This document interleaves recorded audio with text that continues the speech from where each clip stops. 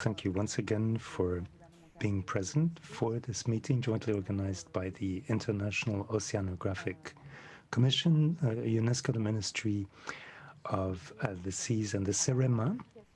We are going to be focusing this morning on spatial planning along the seashores and in marine areas, and we will be looking at some initial feedback from the development of seafront strategic documents, trying to get some European insights into these issues. So we have two broad goals this morning. First of all, to learn from the experience of three European countries, Sweden, the Netherlands, and the United Kingdom. We are fortunate enough to have representatives from all three who will be presenting their respective approaches to planning and achievements there. And secondly, we will be learning from the testimony of some French practitioners in developing the seafront strategy documents as part of the first cycle, and talking about 5 different dimensions of strategic spatial planning, onshore and offshore. So we will be looking at the issues with several different parts. There'll be an introduction with Mr. Barrière and Thierry Coquille. The first part following that will be dedicated to the European dimension with our 3 speakers. We have Ludovic Kapspel, Joachim Johannessen, and Carl Jonsson, and the speakers apologizing for any pronunciation problems there. Then after that, we will have the opportunity to discuss these experiences a little bit, and following that, we will move into the dedicated session on feedback from the first cycle of development of the French strategy documents, looking into the 5 MSP global themes. So there will be 5-minute parts, or 15-minute parts rather, during which we will look at these various themes before we move to the conclusion, which should be coming at around 1 p.m. French time. So the tool that we will be using to provide for participation and interaction from afar is slido.com. This is made available by IOC and UNESCO, and you will be able to ask questions and also to vote on Slido on the different thematic areas. So you don't need to download or install an application for Slido. You can simply connect to the website, slido.com, that you can see here, with the code at the bottom of the screen, hashtag MSP, all caps, global, underline France, with a capital F. And this will enable you to reach the tab where you can ask questions from the different European speakers. And using the same tool, later on, you'll be able to provide your own answers to some of the polling questions, voting for what seem to you the best recommendations, also asking other questions or possibly supporting some of the ideas that will have been floated. I would suggest then that without further ado, we start with the introductory session. Mr. Barbière is going to speak first. Julian, if you would like to turn on your camera. Good morning, everyone. I hope you can hear me and see me clearly. Terrific. Thank you very much. Thank you for this introduction. I'm very happy indeed to be able to welcome everyone to this session jointly organized by IOC UNESCO, the Ministry of the Seas and the CEREMA. We are going to be looking once again at marine spatial planning, or MSP, in this international context, and hopefully sharing experiences. I'd like to just say a few words for my part on the work that IOC has been doing as part of maritime spatial planning. I will often simply say MSP, using the English acronym, says the speaker. So perhaps on the International Oceanographic Commission, the IOC, first of all, which is an intergovernmental body within UNESCO. As part of the UN, the IOC is in charge of coordinating ocean science, operational observations, data sharing, boosting capacities, but also alert systems. And for some years now, we have been working to package all of this scientific information, in a sense, to support the efforts of our member states in terms of spatial planning, of coastal management, resource management. So there's been a lot of work dedicated to these practical aspects. And when it comes to marine spatial planning, or PEM in the French acronym that you see on the screen here, we have been using various tools and resources for spatial approaches, systemic approaches, and starting in about 2006, we tried to begin pulling together these various approaches. And so we have a guide with a step-by-step approach, and that has become something of a bestseller. At least it was in 2009, because it approaches things from a non-technical point of view and provides a very hands-on explanation of how you can proceed with marine spatial planning approaches. So the idea is not so much to provide a step-by-step manual that you would follow to the letter, but rather to provide a range of possible guidance elements, a little bit like a menu that could be useful to practitioners in the area. And of course, there's a need as well for political leadership, for leadership from the various stakeholders. There's a need for funding, for decision-making tools that have to be made available. And we tried to pull together all these different things. And we've been working on those aspects for almost 15 years now, particularly when it comes to capacity building, which is one of the important parts of our work, but also because MSP is a relatively recent concept still. It's only for about 10 years now that we've truly seen MSP coming into its own across Europe, with the European directive, of course, providing important impetus at the outset. But it is still an area which we feel calls for a lot of information sharing of experience, of expertise, and of good practices. So this is what we've been trying to contribute to by providing mechanisms for capacity building, for training, to organize forums to facilitate such exchanges. Perhaps we could move to the next slide.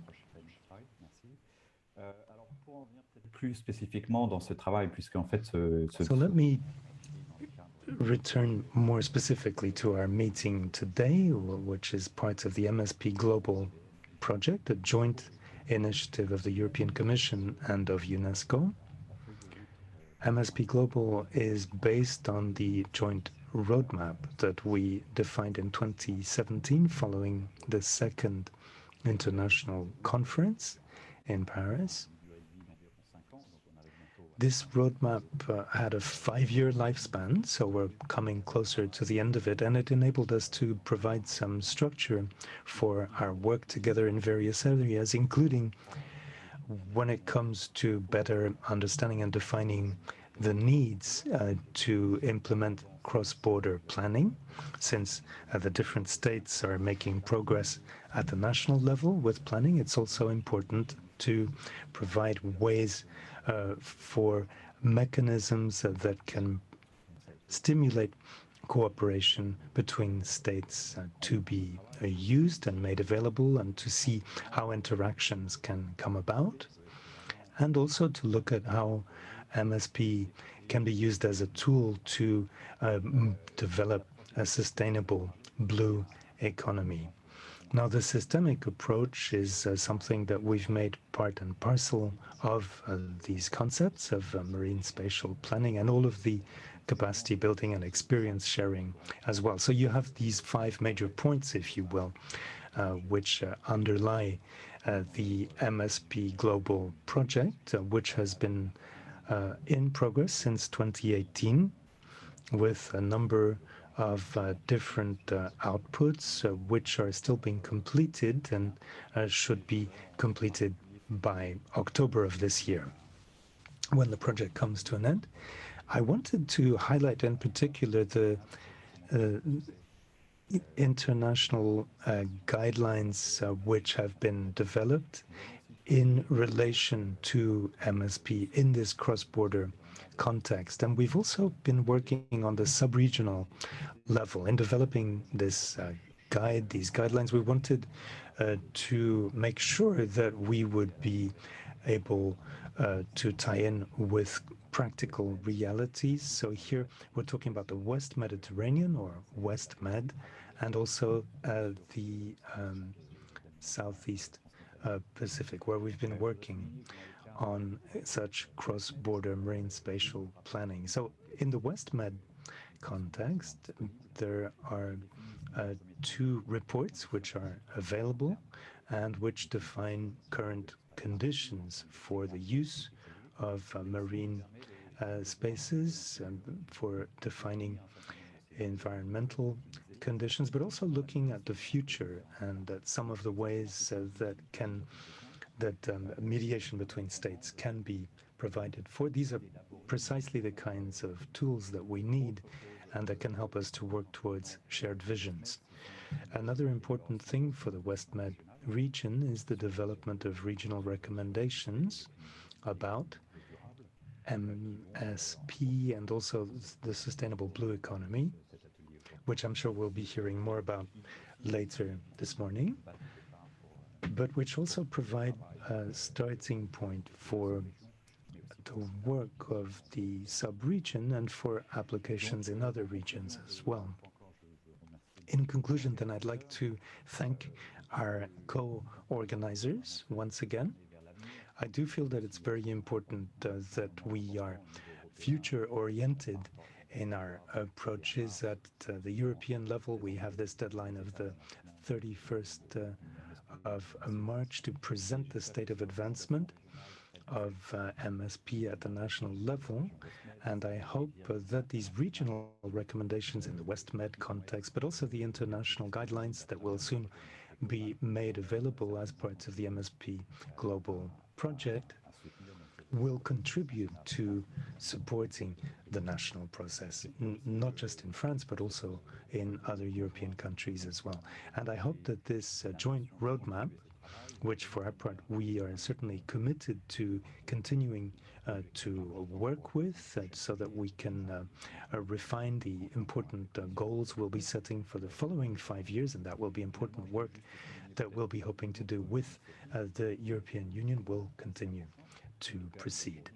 Another point I wanted to emphasize is that the United Nations Decade for Ocean Science to serve sustainable development, coordinated again by IOC UNESCO, provides us with a number of opportunities to develop new forms of knowledge, of data, and of understanding technologies, perhaps, that will help us to accelerate the implementation of MSP. Certainly, we hope that that will be the case, and we are eager to work with the international community so that we can make progress on these different initiatives and truly support these management processes using the necessary scientific underpinnings. So thank you very much for your attention. I wish you a very fruitful seminar, and I'll be looking forward to hearing about your conclusions. Thank you very much, Julian. We're going to give the floor now to Thierry Coquille, who's in charge of Maritime Affairs, and he will be introducing the morning's proceedings from the point of view of the Ministry of the Seas. Can you hear us, Thierry? I can hear you, but I can't switch on my video. Thank you. Good morning to you all. It's an honor for me to be here to welcome this day. I'd like to thank UNESCO's team, Mr. Barbier, the CEREMA team, and the Marine Directorate for organizing, preparing this seminar on planning. Comes at the right time.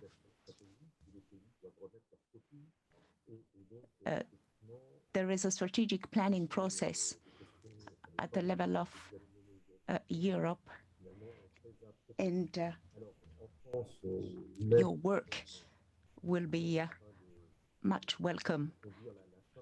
In France, we are ending our process. I'm sorry to interrupt you, but it is very difficult to hear you, very difficult to hear you. Should I start over? Yes, please. I wanted to say good morning to you all. I would like to thank the team which prepared the seminar, Mr. Barbier, of course, but also CEREMA, Olivier Larossi, that I'd like to greet, and the team of the Marine Directorate, Maite in particular. This seminar on marine planning is coming at the right moment. Now, for France, well, countries have to submit their documents containing their strategic planning this year. We have the public and different bodies which will react to the strategic documents from May to August. So this is very important, but we are also preparing the second cycle of strategic planning, and sharing of experience that we will hear today is very much welcome. Now, for France, well, it is not necessary to say that this is a very important process, given our marine area with several coastline, our presence overseas. It's very important. And in the mind of our fellow citizens, and also within government, administration, and civil society, well, the challenges involved are not always fully grasped. This is the reason why this process is important, because it opens up this issue to a larger number of people to try to converge towards common actions in this area. Each area of work at UNESCO are very important. The link between the different institutional levels, sustainable development, blue economy, ecosystem approach for a good environmental condition,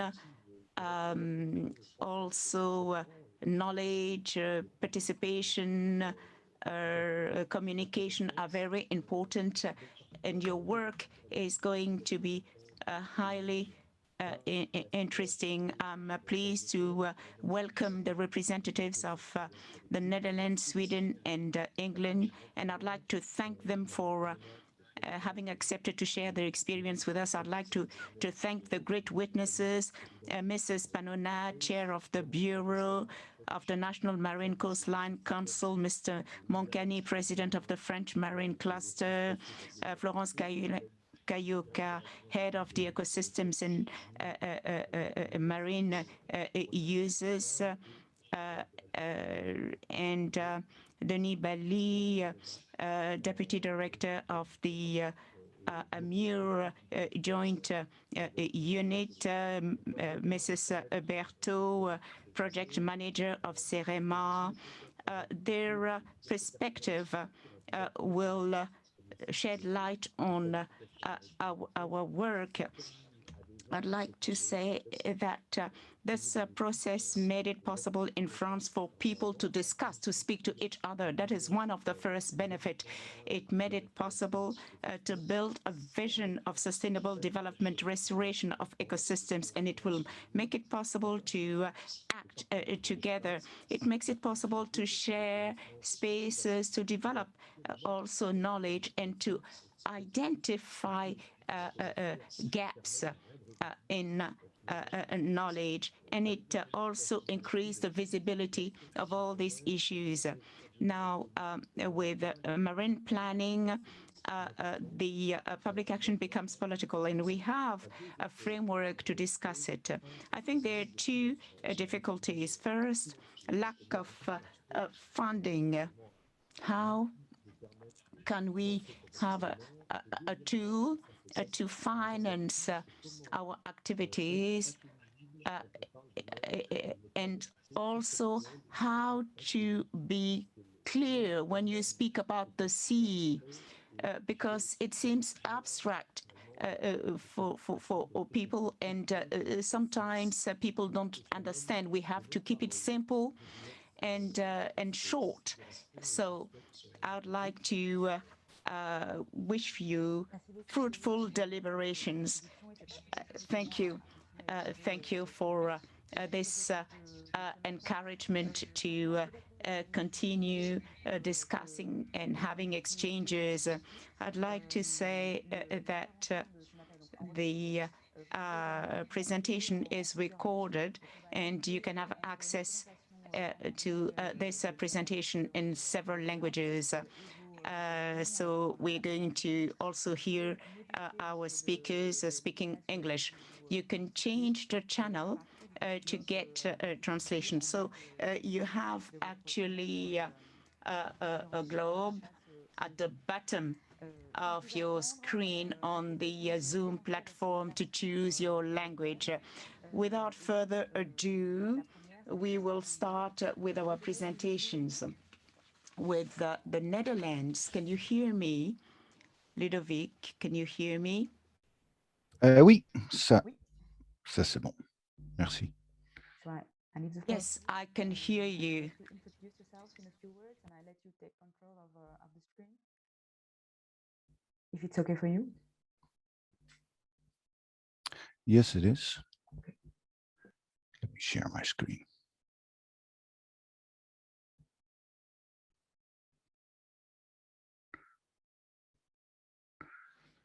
Well, good morning to you all, and thanks for the opportunity to take you through what we are doing in the Netherlands on maritime or marine spatial planning.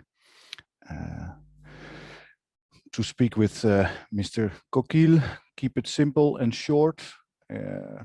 Well, I will try, but there's a lot to tell and to show as well. So on the slide you see the Netherlands. I will have some facts and figures in the coming slides. This is a draft map of our part of the North Sea, some roughly 75,000 square kilometers, and all under jurisdiction of the central government, where I work at the Ministry of Infrastructure and Water Management. But we have a board of directors who are overseeing the integrated policy for the Netherlands. The structure I have for you today, I will not go through all the slides. I have some annexes for you to read back later on, if you like. But some facts and figures. How are we structured in policy? Then I think interesting for all of you is the fact that we make maritime spatial planning a part of our national water program. and that oversees all the water bodies under jurisdiction of the central government. And then at the end, I will quickly go through our draft new Maritime Spatial Plan. We have spatial planning in place since 2009, so prior to the European directive. And we are still struggling with it. It's getting more and more difficult as more activities take place at sea. Then you see the Netherlands with the neighbors, Germany, Denmark, Sweden, Norway, the UK, though Scotland and England have their own jurisdiction. And on the south, Belgium and France as the 9 or 10 North Sea countries. We have a fairly long coastline, but not everybody has access to the sea. So to echo what Monsieur Coquille has said, how can it be that we are so close to the sea, we have so much water in our country, and still the sea for most people is a terra incognita? I do agree with the idea of having ocean literacy more as part of maritime spatial planning. On the other hand, what we also see is that in a crowded area, we work with professionals, fishermen, offshore energy industry, the shipping industry, sand extraction for coastal defense. It's all business. So the general public is not so much part of our national process, also due to the fact that we have decided in the past not to construct any visual permanent structures within the 12 nautical miles zone, so 23 kilometers. A couple of major seaports are important to us, and also the port of Paris, as it's called, the port of Antwerp goes through our jurisdiction. How are we organized? On this slide, you see the limitations of the sea. In the first kilometer, we share with regions, provinces, water boards, and municipalities because of coastal defense, which is actually crucial in that first kilometer. Now, a lot of ministries are involved in parts of the policy for the North Sea, and we have one management organization who's actually doing all the permits and licenses, though for oil and gas, that's part of the Ministry of Economic Affairs and Climate, who are also overseeing our work towards becoming climate neutral. A consenting framework, the steps one needs to go through before consenting an activity at sea, is an integrated part of our maritime spatial plan, or policy plan as we call it, which guides the stakeholders through the steps. Is your activity of national importance? Do we have space for it? Is it absolutely crucial to have it? What are the negative ecological effects for fish, for birds, for marine life in general? Can we mitigate it? Can we see if a certain activity is designed in a different way so it does less harm? Or if not possible, can we compensate effects in the area or further away? So the National Water Program is something we make every 6 years, which is in line with a couple of the European directives, amongst which the Water Framework Directive and the Marine Strategy. And we have chosen to make a maritime spatial plan also every 6 years. This does not mean that only every 4 or 5 years we start looking at what's going on. Actually, we see that it's a continuous process, which will become clear later on. Water in the Netherlands, it's all over, although we also have issues with drought. With climate change, half of the country is below the sea level. The other half actually stands to lose a lot of water during periods of drought. The what I need to explain here is that we have not established all our maritime borders. There is one small part between the 3 and 12 nautical miles zone we share with Germany, which actually has no limitation by law.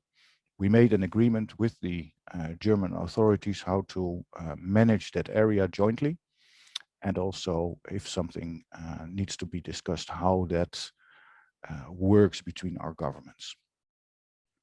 The Maritime Spatial Plan is an annex to this National Water Plan and is independently readable. It's self-binding, so that means that we as the central government can change this document if we have good arguments for it, and of course if that's been discussed with our parliament. And I'm so sorry, the European Commission is trying to get in touch with me because we have European Maritime Days coming in Den Helder. The National Water Programme has 3 overarching ambitions for the very long time.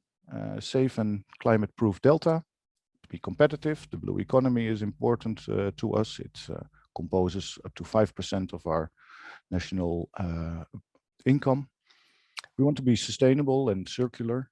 And of course, we want to have nature with a very high value. In the European directive, we discuss the interaction between land and sea. Instead of integrated coastal zone management, the management of the littoral, as it used to be, we have said these interactions between land and sea are much more than only what we find in the coastal area. And the definition of the coastal area is not completely clear. So we've said interactions which go way through. As I said, the port of Antwerp is important for Paris. The port of Rotterdam is important for the car industry in Germany. These relations go way beyond. And what we do in our national water plan is various regions we zoom in, and those are always regions, of course, with a high value of water. On the left side, the area up to the south, which is also, it's not only brackish water, it's sometimes some of these lakes are completely salt. We open them up for fish migration. The greater port of Rotterdam, you see on the right side, it stretches for almost 100 kilometers inwards from the seaside. And what we did in terms of spatial management, we made sure that the largest vessels in the world, container vessels up to 400 meters, can safely navigate that area. So all the activities in the approach are designed in such a way that safety of shipping is guaranteed, taking roughly thumb rule 6 times ship length plus 500 meters. Other regions of importance, the IJssel Lake, our freshwater reservoir, which we need especially in summertime, where we flush through the salty water in the dune systems and the lowlands. North of it, you find the Waddenzee area, UNESCO heritage site, which we share with Germany and Denmark. We have a special governance system to do that jointly. The approaches I explained a bit, and that counts for all of these 5 major port areas, where we, for Amsterdam, for instance, have said 300 meters is the max for that port of IJmuiden. In Den Helder and in the Ems, it's a little bit less, depending on the size of the shipping and the other activities which take place. Now, bear with me. Maritime spatial planning. Once again, a little map. Sand extraction is of crucial importance. As I explained, half of us live below the sea level. So we must make sure that everybody keeps its feet dry. And apart from that, good environmental status, the clean, healthy, and productive biodiverse climate resilient sea is a common goal. Shipping and accessibility of ports is a crucial national importance. The offshore energy production, of course, and we have recently said that sustainable seafood should also be a national priority. We've never had fisheries as a national priority, but we have changed the way we think about it. Also with a view to growing algae and other marine and mariculture, it's called in English. In November 2016, we already started a process towards what we want to achieve by 2030. And that's one of the major points there was the restoration of marine habitats and offshore wind. And that would allow less areas for our fishermen who are looking at techniques which are less harmful for the marine environment, in particular the seabed. So that has been at the forefront, as you see in this slide, this golden triangle of pressures needed to be discussed with an aim to secure a prosperous future for our fisheries sector, and in particular the fisheries sector taking place in our part of the North Sea. This has been not a very open process because it's actually a negotiation. So sometimes we think of maritime spatial planning that should involve everybody. If there's a lot of tension between a few actors and a few interests, it's perhaps better to make it a negotiation. We did that under guidance of an independent chair. And here you see him handing over his final conclusions and agreements all of the involved parties made to our minister. We as a government have been part of the negotiations and then had it accepted by our cabinet and backed by Parliament, who at the end of the day, early this year, have said they would agree. There are some 80 agreements made and an extra additional 200 million euros we will invest in the various topics up to 2030.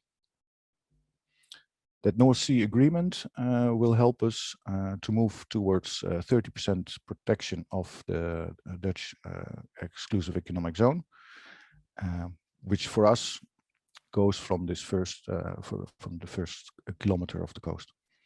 It will allow for offshore wind energy and a possibility for fishermen and the fisheries sectors to adapt. And that was one of the crucial things in this maritime spatial planning process, is to find the best wording, how to describe, so all the stakeholders can agree with the wording. I think if you have a bit of experience in maritime spatial planning, you understand how crucial wording sometimes can be. These 80 agreements have been translated into a draft maritime spatial plan, which we call a North Sea program for 2022 to 2027. And I think the word program here already indicates that it's not a one-off exercise. It's something you will continue working on for more than 1 year, actually continuously. Now, these are the draft maps with extra areas, marine protected areas. We will have to discuss with the European Commission on what type of bottom impact fisheries are allowed. And one of the things we will do within the squared area in the midst and the area just a little bit above the Wadden is that we try to restore oyster beds. Therefore, it's crucial that new criteria we develop within the European Union do allow for nature restoration within Natura 2000 sites. We will, of course, do this with building with nature principles, and we actually have started some of these oyster bed restoration projects within a couple of our wind farms. Now, although we made an agreement on the use of the sea for the next period, it's not completely politically decided yet. In particular, this layout of possible additional wind farms leading up to 27 gigawatt by 2030 is under heavy debate. Do we want to replace or adjust military exercise areas is one of the questions. The other question is, can we put a wind farm in the midst of a couple of shipping lanes? And the third part, of course, is what's the impact on the fisheries. The draft is in translation, and hopefully by the end of the month, it will be available to all. Now, a bit of data struggling and information. We have prototyped the maritime spatial planning possibilities for the future with calculating cumulative impacts on the marine environment. And we did that with the Maritime Spatial Planning Challenge, of which the board game is available in French and is used by IUC UNESCO to give trainings. But we have also a digital version, which we are building into a digital twin. Consultation of our maritime spatial plan goes through the ESPO convention. I think that's clear to everybody. And we will actively invite all the countries around the North Sea to debate what we have put on the table. So it's clear that our plan is coherent across borders, as the Maritime Spatial Planning Directive of the EU stipulates. That was it for today. Thank you very much for your attention. And if you have questions, do not hesitate to contact me. Thank you very much, Frederick. We are now going to switch on Slido thanks to Aya Khalil from the UNESCO team that will help us. In the meantime, we have a very interesting question, quite general one that might launch the debate. And it is dedicated to climate change adaptation. One of our participants is wondering how the Netherlands is seeing this climate change adaptation in the MSP process. Maybe we could start with this first element and then go through the different questions, if it's good for you. Yes, absolutely. I see the scenario question. Let me read this a little bit. We have a sand extraction strategy for the next 70 to 80 years until 2100. Scenarios are still in discussion. We had once the discussion whether the information that we could stand a meter or more sea level rise, and in particular with certain types of weather, then we need to close off the water bodies to the port of Rotterdam. What actually is interesting for the North Sea is that not the melting of the ice on the Arctic is doing a lot for the water level, but the developments in the Antarctic. But what we've done, we secure the sand we need to do the dune system, and I think in a couple of years' time, we will really start looking into opening more of the water parts, and perhaps we have to go floating, build floating cities, even within the country. I hope that narrows it down a little bit, because we can talk all day about it. Yes, indeed. Maybe we could then go there. We can see that water management is at the center of your approach. Maybe we could go through the questions and the way of the Ministry of Infrastructure is seeing the interdirective approach. It is the first question. Yes, we do indeed. We are responsible for the Water Framework Directive and the Marine Strategy. So for good environmental status, we do that. Our Ministry for Nature and Agriculture and Food Security is actually responsible for the Natura 2000 sites. And this is what I try to explain to you today with this national water program we have. This combines all the water related directives of the EU within one policy document. Consulted the public. Well, as I explained, we have some stakeholders which are at the negotiation table. We have a wider group of stakeholders who is continuously informed periodically. And the general public now can respond to the National Water Program, including the Maritime Spatial Plan. So that's a online consultation, and we will respond to questions or remarks made by the general public in the standard way of making a quite thick booklet with answers. Okay. Did you do this for 6 months or 3 months? How does it work in your country? Because for us it's 3 months. We have decided, because it's entire water program, to keep the 6 months indicated for cross-border water framework directive and river basin management. That's where they chose 6 months as international consultation. One could do 6 weeks according to the European directives for a maritime spatial plan, but we've said, okay, let's do everything in one process that keeps it simple and then allows enough time to make adjustments or to have these international or multilateral discussions. Okay. We can see that the interdirective approach is getting hits. We have 4 likes for this this approach. We have another question regarding the management of maritime protected areas. Do you have any elements on that one? Marine protected areas, sorry. Well, for habitats, it's hopefully clear that certain types of bottom trawling activities are not allowed.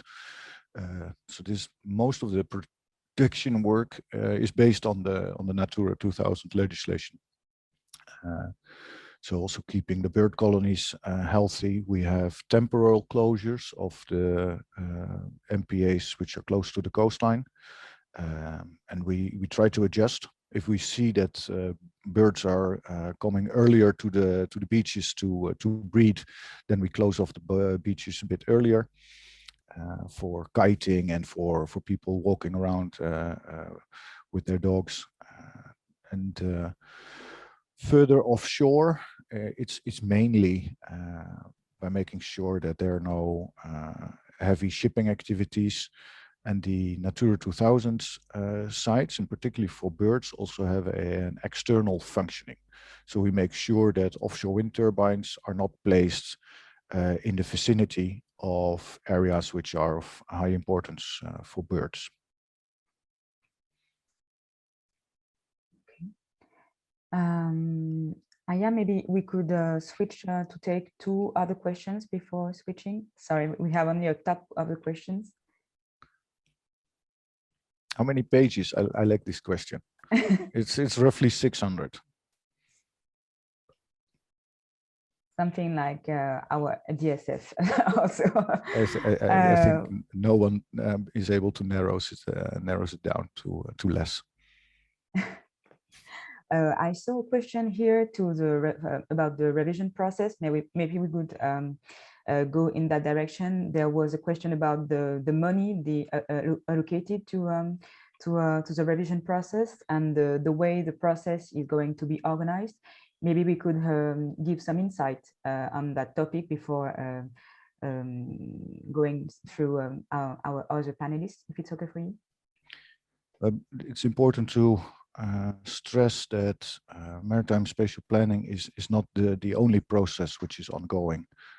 We have roadmaps for our offshore wind development, which is forward-looking planning, and also making sure that these new types of energy are being put in place.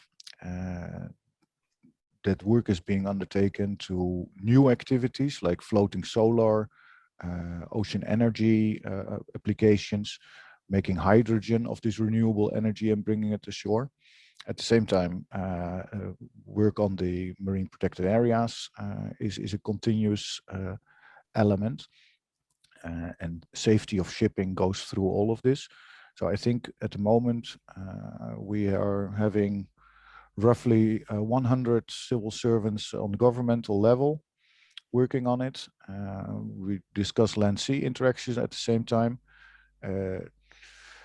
Of course, the directors of all these ministries who are involved, and there are director generals and the entire cabinet. So it's a lot of work. And I think as soon as we're going to have a new government, we had elections earlier on, we will start redrafting and preparing the next decisions for the politicians to decide where to place what amount of renewable offshore wind at sea. So it's a difficult question in terms of money. The process itself does not cost so much money. It's more the time of all these civil servants involved. Okay, it is quite difficult indeed to have an analytic accountability to analyze. Well, maybe you do that also, but in a more on the longer term, maybe. Yes, we will put more than 40 million euro extra into research on effects for the environment and in nature restoration. We do this with consultants. We make our strategic environmental and environmental impact assessments. We do not make them in-house in the government, but we hire experts from scientific institutions and consultants. And they've actually signaled that they need to hire more people and train more people to get all our questions answered. In the process we recently went through, 149 additional environmental questions have been asked to research, which is something which, well, we hopefully can do a third within the next 5 years. So it's yeah, it's tough. I can see we have reached the amount of time we had allocated to your presentation. Thank you very much once again, Lodewijk. We will find a way, well, try to find a way to answer the other questions, maybe online or in a different way. If it's okay for you, we might come back to you to submit them to you. Yes, please do so, because I think they're interesting questions. Yeah, related to fisheries also. Yep. We don't have a lot of time. Thank you very much. Maybe we could switch to the other presentation, and I now leave the floor to Sweden and Joachim Johansson. Maybe you could take take control of the screen if it's okay for you. Yes, I will.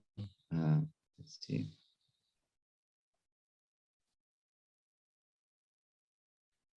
Okay, do you, well, I have to do it again, yes.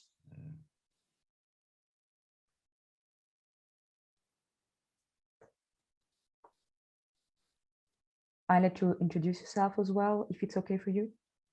Yes, just a moment. Okay, I will just find the,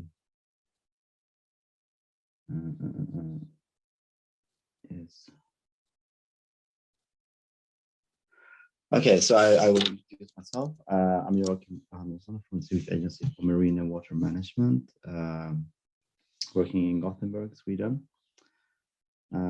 I've been working with MSP since 2011, and I've been through all the, the full Swedish process for MSP, elaborating the Swedish plan proposals. I'm also quite involved in the regional work at sea-basin level. Sorry for changing Yes, sorry. So I will present the Swedish case, which is, well, there are similarities, but also some differences from the Dutch case. First I will say something about the state of play as of today. The government is still preparing the decision, the adoption for marine special plans. There are political discussions between the ministries, and hopefully there will be a decision later this month.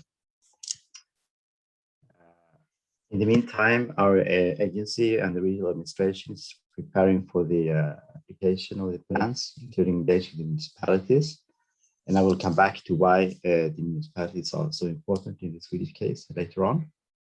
We're also elaborating a framework for monitoring and follow-up. And there is also an evaluation of the process to be finalized in May. So that's the state of play. Well, we had a typical planning process with many steps. Of course, communication dialogue has been crucial in this process. And the formal process started in 2015, but we did some early work before that. And we handed over the proposals in December 2019 to the government. Well, the Swedish MSP, there are 3 plans, Gulf of Bothnia, Baltic Sea, and the Skagerrak Kattegat. It covered the entire exclusive economic zone, but also the main part of the territorial waters. So they start 1 nautical mile from the baseline and seawards. And of course, the objective is to contribute to sustainable development. No surprise, that goes for all plans in Europe, I guess. They are guiding for the municipalities in their comprehensive planning. It's also a guidance document in the licensing system. And of course, the plans are adopted by the government, and that's normal also because plans are normally a political decision. The government may adopt regulations linked to the plan if needed. So far, we have not had any proposal for that, but that can come later. And in our case, we have these marine or maritime special plans at national level, covering the same areas as the municipality plan. So there is an overlap of 11 nautical miles. And this is also a way of solving the land-sea interaction issue.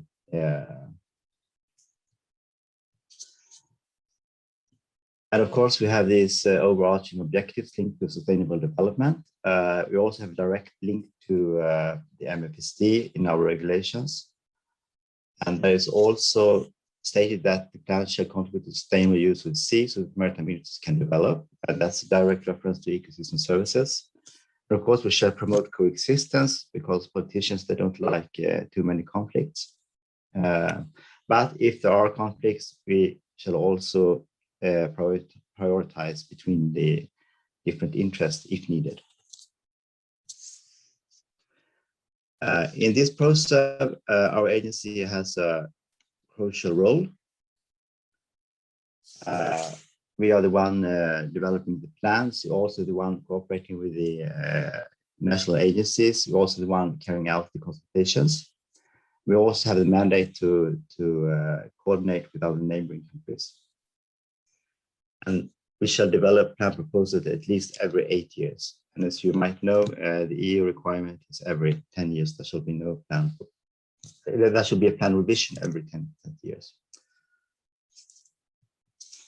Well, of course, as all other planning process, there are a lot of actors involved. We have 9 neighboring countries to take into consideration and to cooperate with. There's also the +1, and that's the island of Åland between Sweden and Finland. It's an autonomous region. So in fact, there are 10 bodies that we have to cooperate with. Then, of course, we have the national administration, we have the regional administration, both the political one and the government one. And we have a number of municipalities, which of course are crucial as our plan is guiding the municipality planning. Then, of course, we have all the trade association and interest groups, which are extremely important. We have research and science, and also the general public. As was stated by Ludwig, as in the Dutch case, the general public is not that much concerned, even though we have, in some cases, we are planning for some installations close to the shore that might be visible from shore. So there are some some interest for the general public, but in general, it's not so much. And as I said, I'm going back to this picture. As I said, the plans are overlapping, and that's how we deal with the land-sea interaction from a planning point of view. And as I said, we have 65 coastal municipalities. They really have a key role in this system. And actually, since 1987, they have been required to plan the entire Swedish territory, including territorial sea and territorial waters. So in fact, we have had MSP since 1987, but in reality, very few municipalities have actually actively planned the sea, because they have given priority to the land and coastal planning rather than planning the outer sea. We also have a system where offshore wind installations require municipality approval. So you are not allowed to put up any kind of installations linked to offshore wind without the approval from the municipalities. So here they are quite strong. In general, Swedish municipalities are quite strong, and they're quite independent by law. However, in our process, they are invited to participate and to provide local and regional planning evidence and views and comments, of course. And for this, there is support from the regional level in this system. And of course, we really try to engage and invite as many municipalities as possible. And actually, most of them have participated in our process. We also had some financial opportunities for them.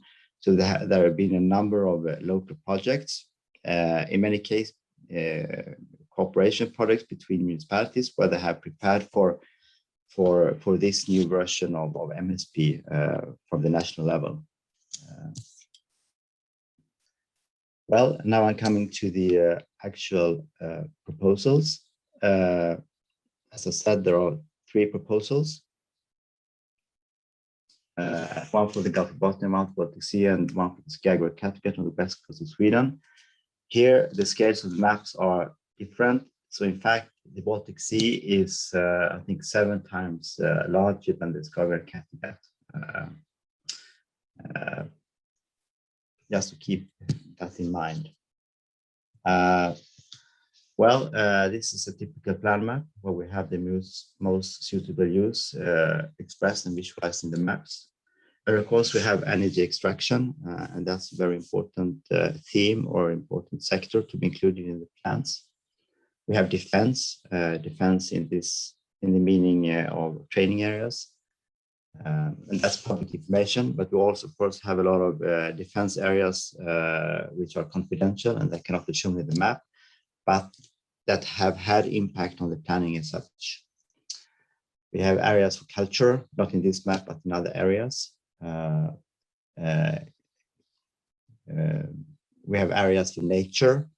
They represent Natura 2000 areas that exist today, or areas that are planned to be MPAs in the future.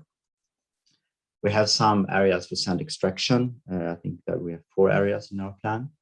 Of course, shipping is essential, and of course that we have to include according to the UNCLOS.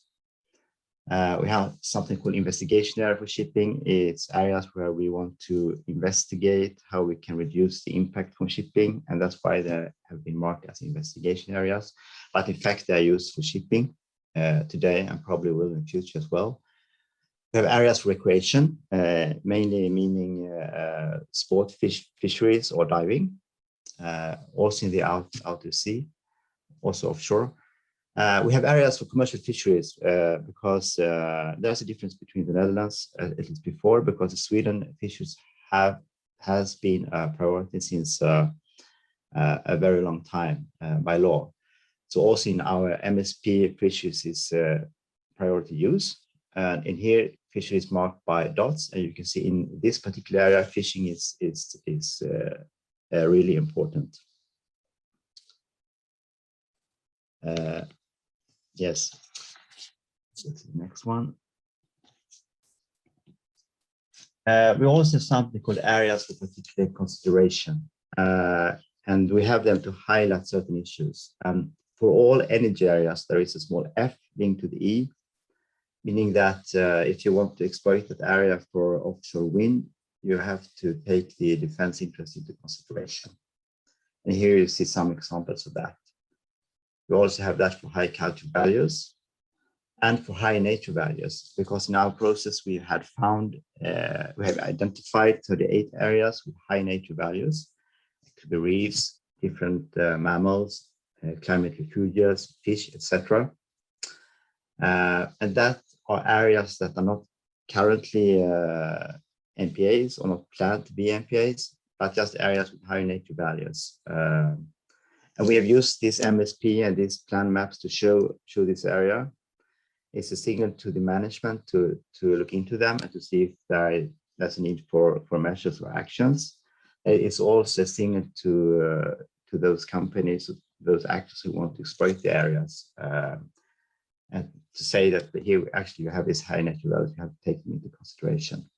So we have 38 of them in our plans. Well, trying to summarize, coexistence is the normal case. And of course, for these historic uses like shipping, defense, and fisheries, that has been the normal case for a long time, and it still works very fine. We don't have any conflicts between these uses. We have conflicts when it comes to offshore wind, quite hard conflicts, and these conflicts are linked to mainly defense interests.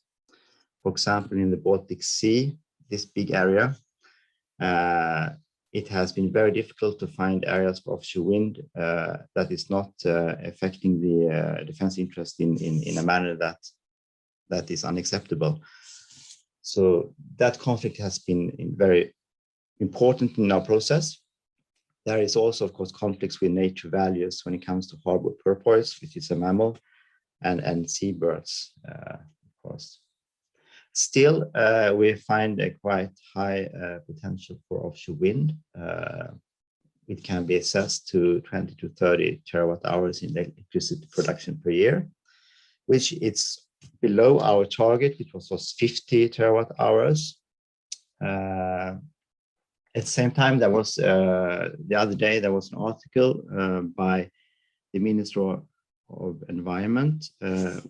He's also one of the leader of the government parties, and they want to increase this number by 3 times. They want to have like 90 terawatt hours annual production, which corresponds to approximately 20 gigawatts, and that's similar to the new target in the Dutch MSP.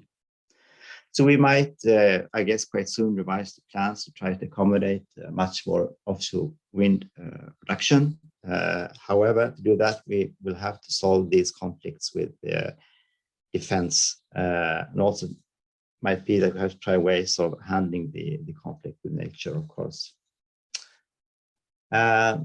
Yes, I talked about the areas with high nature values, and of course we have been able to have efficient shipping in our plans, and we have trying to have dynamic and flexible fisheries represented in the plans as well.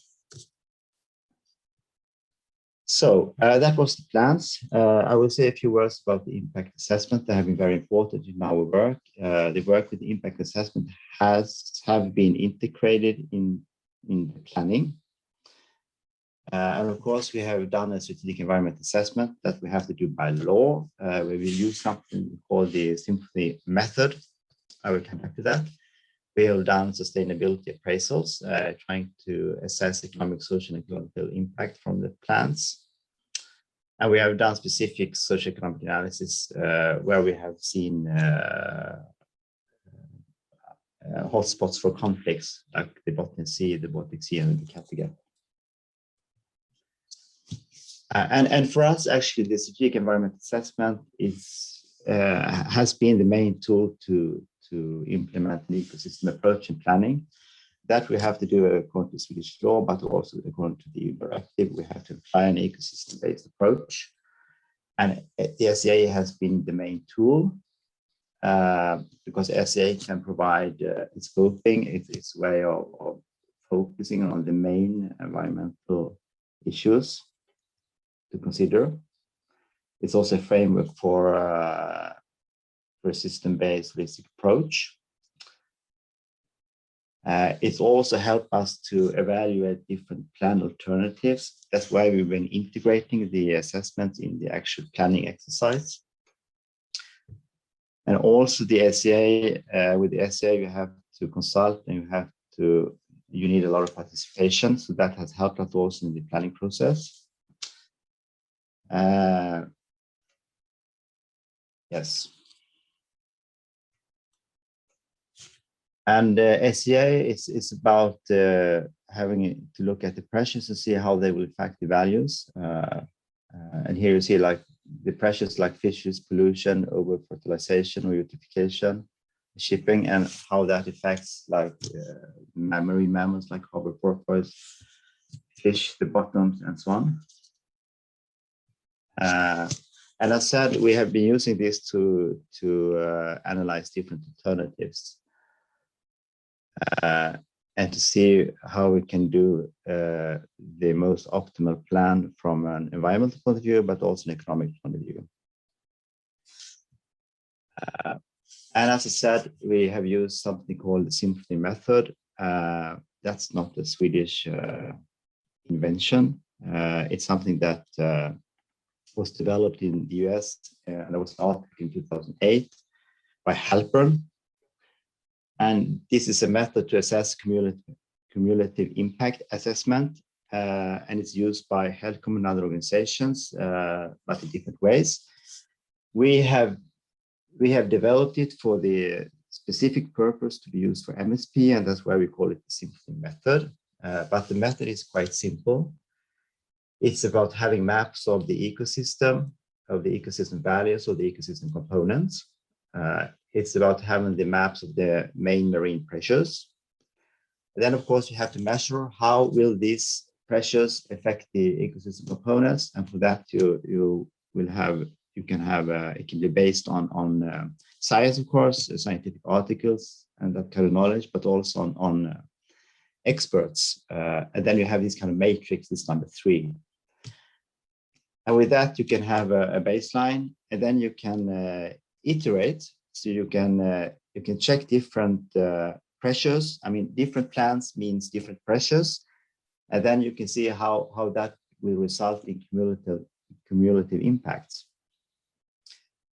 And of course, this is not saying how you shall plan. It's only as a kind of supporting tool to highlight issues to be dealt with. And we have used it when it comes to offshore wind. So in some cases, we have changed the area slightly because of these assessments in this iterative process. So for us, it has been really useful. And this tool will be publicly available quite soon. It will be available also in English, so anyone can use it and upload any kind of data they want to use and do this kind of analysis. Yes. And finally, I will say something about what will come next. Of course, implementation and application will come next, but we will also work on the monitoring innovation because we need to follow up the plans. And for that, there are a number of legal requirements, of course. We have to keep informed because we have to know when we shall update or revise the plans.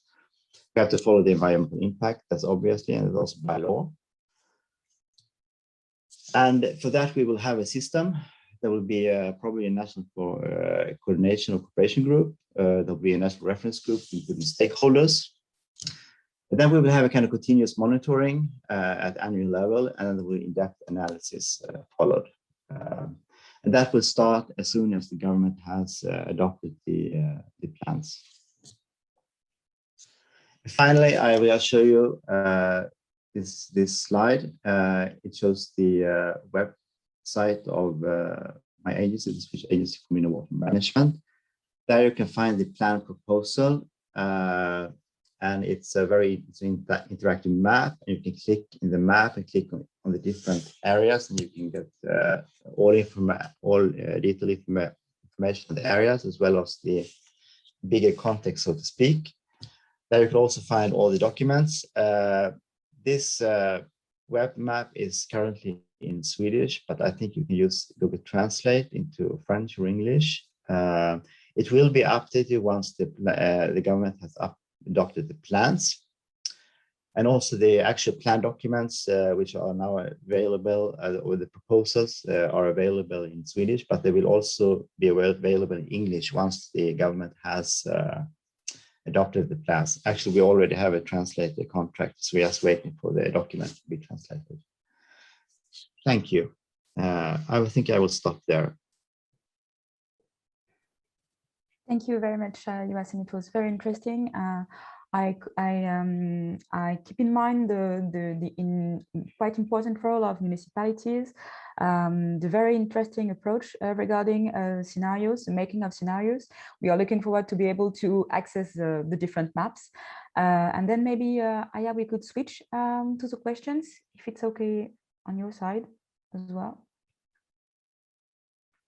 to take the different questions. Thank you very much, Aya. We have first question. How do you deal with priority rules when areas of interest for different uses overlap? Strict priorities when licensing, coexistence rules, case by case. How do you manage to deal with that? Oh, that's a very good question. Well, you have to do this planning exercise. It's about I mean, the location as such, its suitability for different activities, but it's also about the societal objectives, which maybe is the main factor for prioritization. However, we already have a lot of legislation dealing with priorities. So for example, when it comes to Natura 2000 areas, of course, the habitats and species, they have priority over other uses.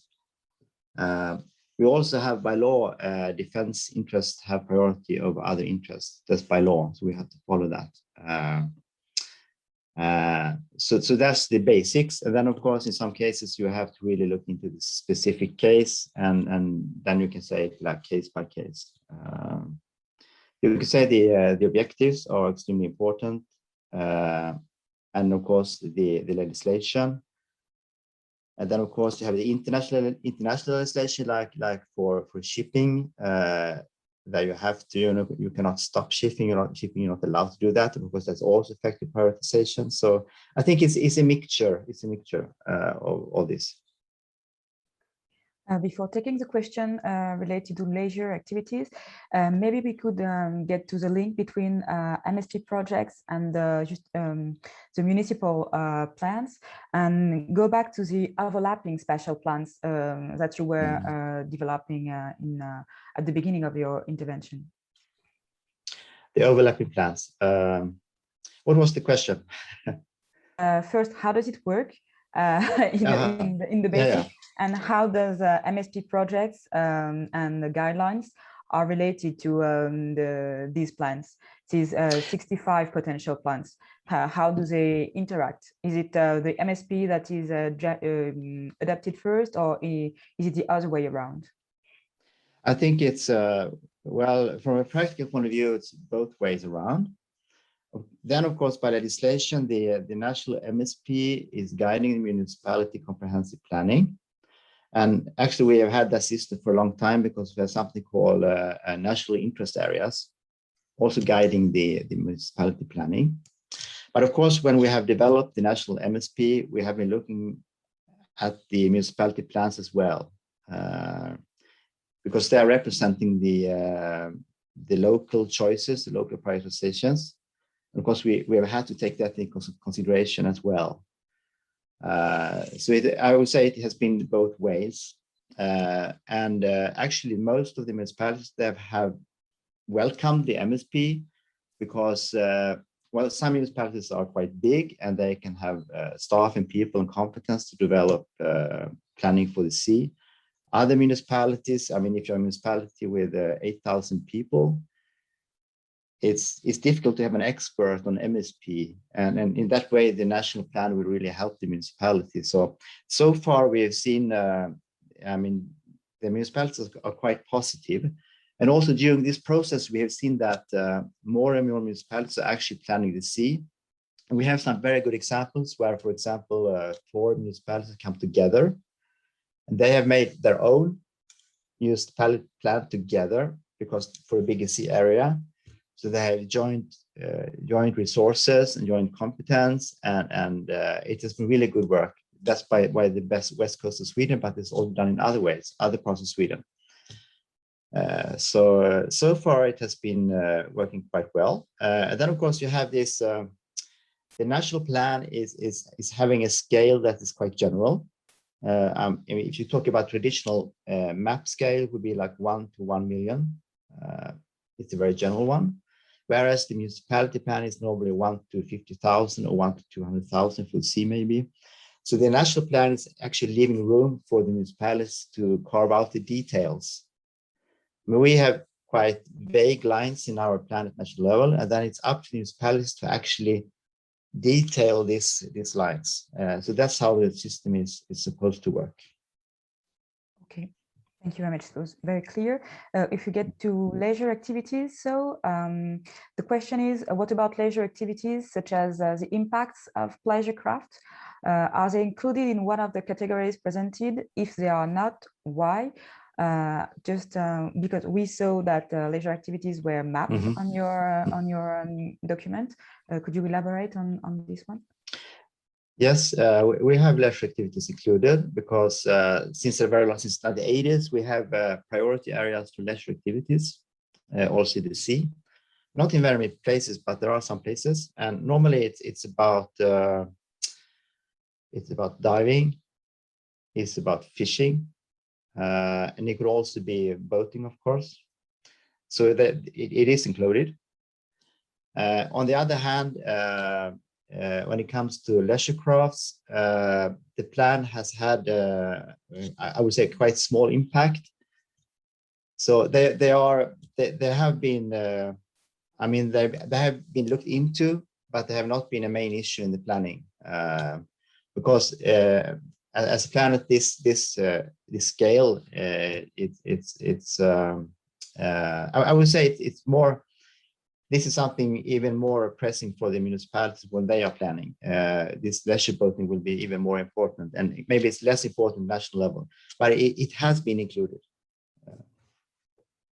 Okay, it's a municipal competence, just as in France, to deal with this type of activities. Okay.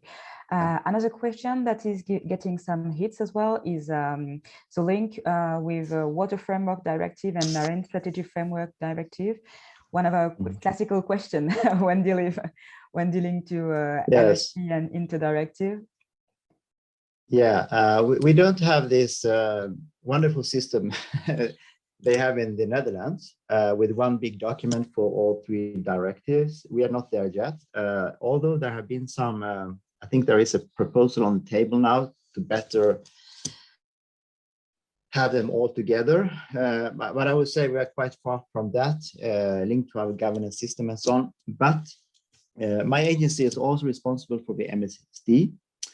We are the agency actually elaborating and deciding on the program of measures of MSD. So of course, we've been trying to link their work with MSP and MFSD as good as we can.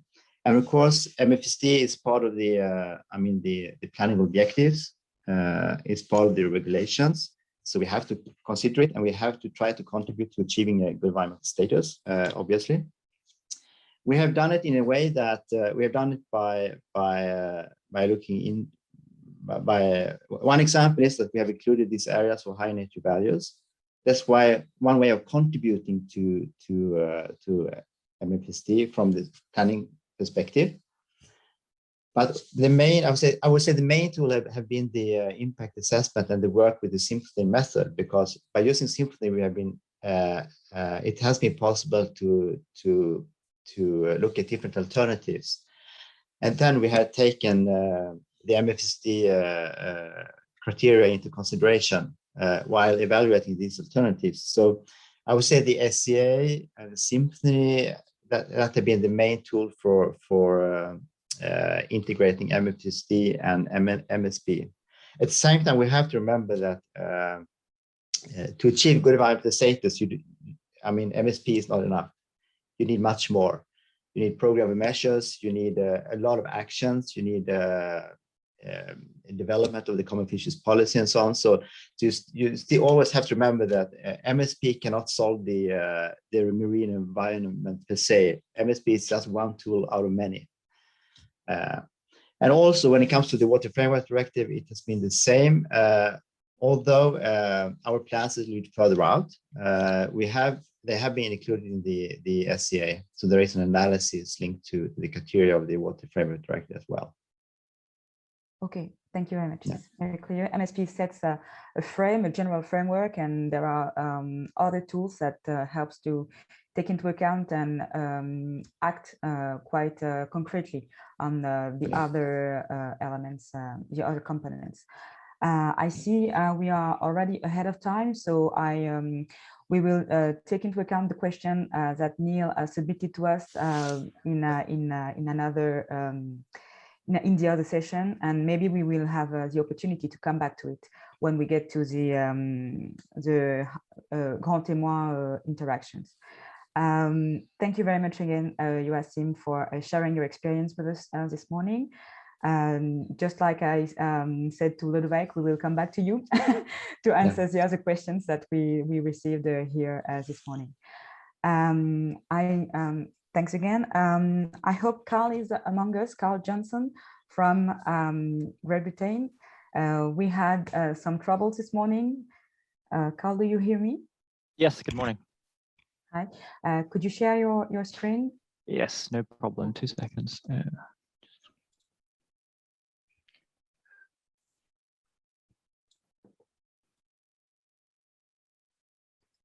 Great. So maybe we'll go full screen. Okay, the floor is yours. Thanks again. Thanks very much. Thanks everyone for having me as well. My name is Carl Johnson. I'm a senior marine planner at the Marine Management Organization in England, where I'm also the project manager for the English Marine Planning Programme.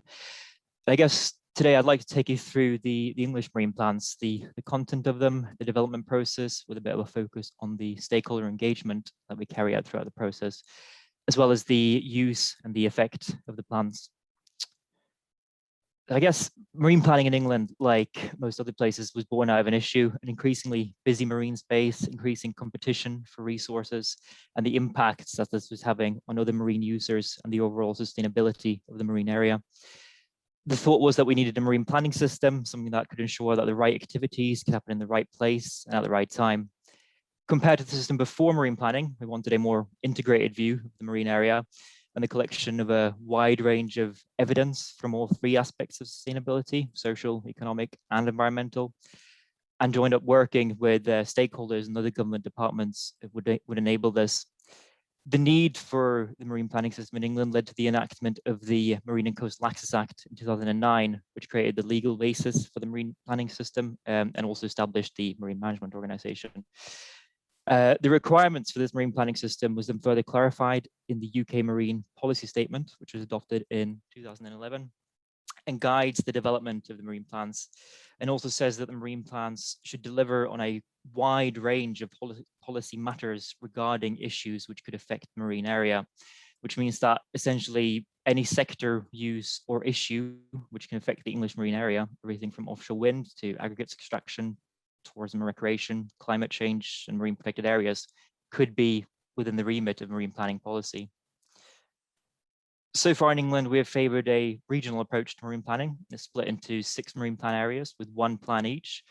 And so far, we have 2 marine plans that have been adopted. There's the East Marine Plan in red, which was adopted in 2014 and subject to review both in 2017 and 2020, as well as the South in blue, which was adopted in 2018 and will be subject to review later this year, which then leaves us with 4 remaining plans to adopt, which have been developed concurrently between 2016 and 2021. And we're still aiming for the adoption of these plans in 2021.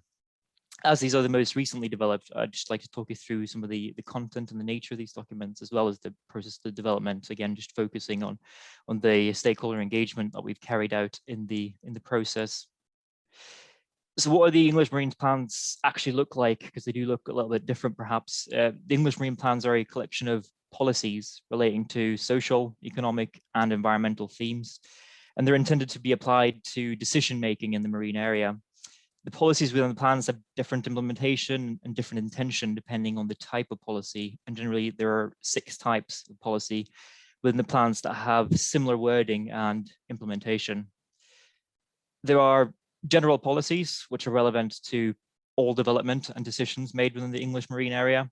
These include things like policies relating to the consideration of greenhouse gas emissions created from decisions or developments, or consideration of cross-border impacts from decisions or developments, amongst other things.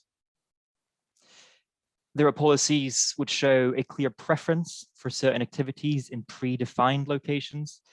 These policies are spatial and they provide support for relevant activities and specifically preclude other activities, or at least requires them to be compatible within specified areas only. The policy example shown here shows a preference for aggregate extraction, for example, in an identified area. And other proposals and decisions must show compatibility with that purpose in order to proceed within those areas. We also have similar policies of this style for offshore energy development and ports and harbors, for example, as well. Then we have policies which support existing features or existing uses of the marine area. While these policies do not necessarily preclude other activities as the previous policies do, they do require other proposals and decisions to work through a number of different steps to at least reduce the impact on existing activities, to ensure coexistence and the management of any potential conflicts. These policies are also frequently specific to certain areas, as in the map there. And this policy example here specifically requires that new proposals or decisions will manage the effects on existing priority habitats within the marine area. Then we have policies which safeguard areas for future preferred development. These policies usually support a particular sector or require other users to work through a number of steps again to prevent negative impacts on future preferred activity, frequently in defined spatial areas as well. This policy example here aims, for example, to safeguard potential areas of future aquaculture production from sterilization from inappropriate development or decisions. And similar policy also exists for offshore energy development and future aggregate extraction as well, for example. Then we have policies which are more strategic and directly support certain sectors through diversification, skills enhancement, or employment across all activities. These examples here link marine and land-based activities, support diversified and sustainable fishing industry, and also support a strong and diverse marine economy. And then finally, we have policies which support preferred methods or best practice in delivering particular proposals, development, or decisions. The example shown here, for example, is the preferred method for installation of subsea cabling, which is in this case burial. These examples are obviously only part of the content. They're between 40 and 50 policies per plan, all in the same style, addressing a range of different sectors and uses across these social, economic, and environmental themes. These are also supported by text, giving further context and guidance on the implementation and use, and where relevant, maps which outline areas where the policies apply to. So I guess, how do we actually end up on these policies, and how do we develop the policy content of the marine plans? Well, as I said before, we began development on the Southwest, Southeast, Northeast, and Northwest plans in 2016. And the marine planning cycle outlines the process of that development and also highlights the strong weighting that we give to both evidence and stakeholder engagement throughout the process of development. And evidence really is key to the process. We consider evidence from a wide range of different sources, and we develop and gather evidence through working with other organizations and stakeholders. This evidence includes academic research, spatial modeling, joint working with other government departments, review and consideration of existing legislation, policy, plans and strategies, amongst other things. And we feed this evidence into each stage of the plan development process, as outlined in the planning cycle that I showed earlier. What is really key to our evidence gathering, though, is stakeholder engagement, as well as an excellent source of evidence to support policy development in the marine plans. We also use stakeholder engagement throughout the planning process to gather feedback on other types of evidence, but also to gather feedback on the policy development work that we've actually undertaken at each stage of the development process. And And in fact, stakeholder engagement is so important to the planning process that it's quite literally the very first thing that we think about before we even start to think about developing the plans themselves. The Marine and Coastal Access Act requires that we create a statement of public participation, which outlines who, how, and when we're going to engage in the marine planning process. And we're actually also required to consult on the statement itself so that stakeholders are aware of and approve of the engagement process that we have set out. And as a few others have highlighted today, the statement of public participation is clear that we must engage with everyone, including the general public who may or may have an interest in the marine area. Throughout the process, we have linked our engagement effort to what we think are the 3 key points of plan development. And these are also highlighted in the statement of public participation. These are points number 2, issues and evidence, number 4, options, as well as number 5, draft plan policies. At each stage, we engaged with targeted questions for stakeholders to consider to ensure that stakeholders could feed effectively into each development stage. This happened during a set period of time at each stage through workshops that were held across the country, supported by online surveys as well as questionnaires. And importantly, as I said before, engagement at each point is open to everyone with an interest in the marine area. And at each point, we do have this diverse set of representations ranging from members of the local community, industry, academia, as well as other regulators and decision makers. The first formal development and engagement point was these issues with evidence in early 2017. Essentially, what we looked to do was to identify issues within the marine area, issues which could be resolved by policy intervention in a marine plan alongside associated evidence to support these issues. This would give us a better idea of what the plans should look like and what type of policy we needed to focus on drafting in the plans to address these issues. A wide range of matters and issues which stakeholders thought may require intervention from marine plan policy were identified, ranging from coexistence, changing sectors occupying the marine area, and environmental protection. The issues were refined into easily analyzable and processable text that we could track and identify through the process. And they looked at something like this, essentially telling us what the policy in the marine plans needed to address. And there was quite a lot of them. In fact, from 365 workshop participants and 50 online responses from all over the country, in addition to our own research and evidence projects that we carried out, we identified over 5,000 issues with associated evidence, such as the ones in the previous slide, that might need policy intervention in a marine plan.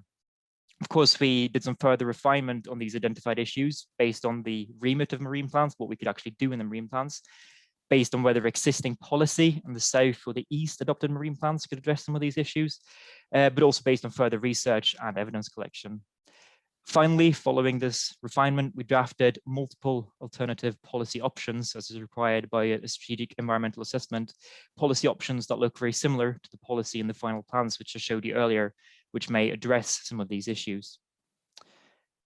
These multiple policy options to address the identified issues were subject to engagement again in the second formal engagement and development point in early 2018. We specifically asked stakeholders on their opinions of the proposed draft policy options which addressed the issues. Because of the large amount of issues and associated policy responses that we had even after refinement, we actually grouped similar issues which could be addressed by either one or a combination of policies, including policies existing in the adopted East or South marine plans.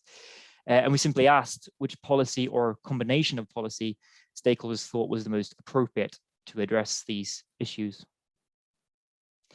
Again, we received significant feedback from this process. We had 357 participants at workshops from all over the country.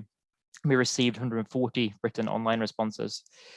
Taking all this feedback into account, alongside the other statutory processes, including a strategic environmental assessment and a plan level habitats regulations assessment, as well as other evidence sources, again, we were able to significantly narrow these possible policy responses to address the issues down into some final policy responses, which look even more like the ones in the final plan.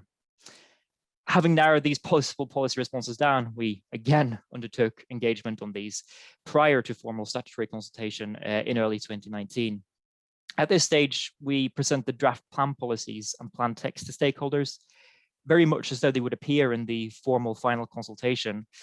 And undertaking this one final round of engagement on the draft plan policies before formal consultation allowed us to make some final tweaks to policies and ensure that stakeholders were aware of what was going to be in the plans at the formal consultation stage. This further ensured that there were no surprises and it minimized the risks of issues and challenges the plans later in the process. Once again, we had significant feedback, nearly 500 participants at this stage in combination with 143 online responses. And we were able to make those final changes to policies based on some feedback received at this stage and move on to the statutory consultation as is required by the Marine and Coastal Access Act. The formal consultation on the remaining 4 English marine plans started on the 6th of January 2020 and was intended to run until the 6th of April 2020. However, due to the ongoing pandemic, we made the decision to delay the closing date by 2 weeks, and the consultation formally closed on the 20th of April 2020. Through this consultation, 209 people responded online, consisting of several thousand individual comments online, showing that each individual were likely interested in several and a wide range of policies.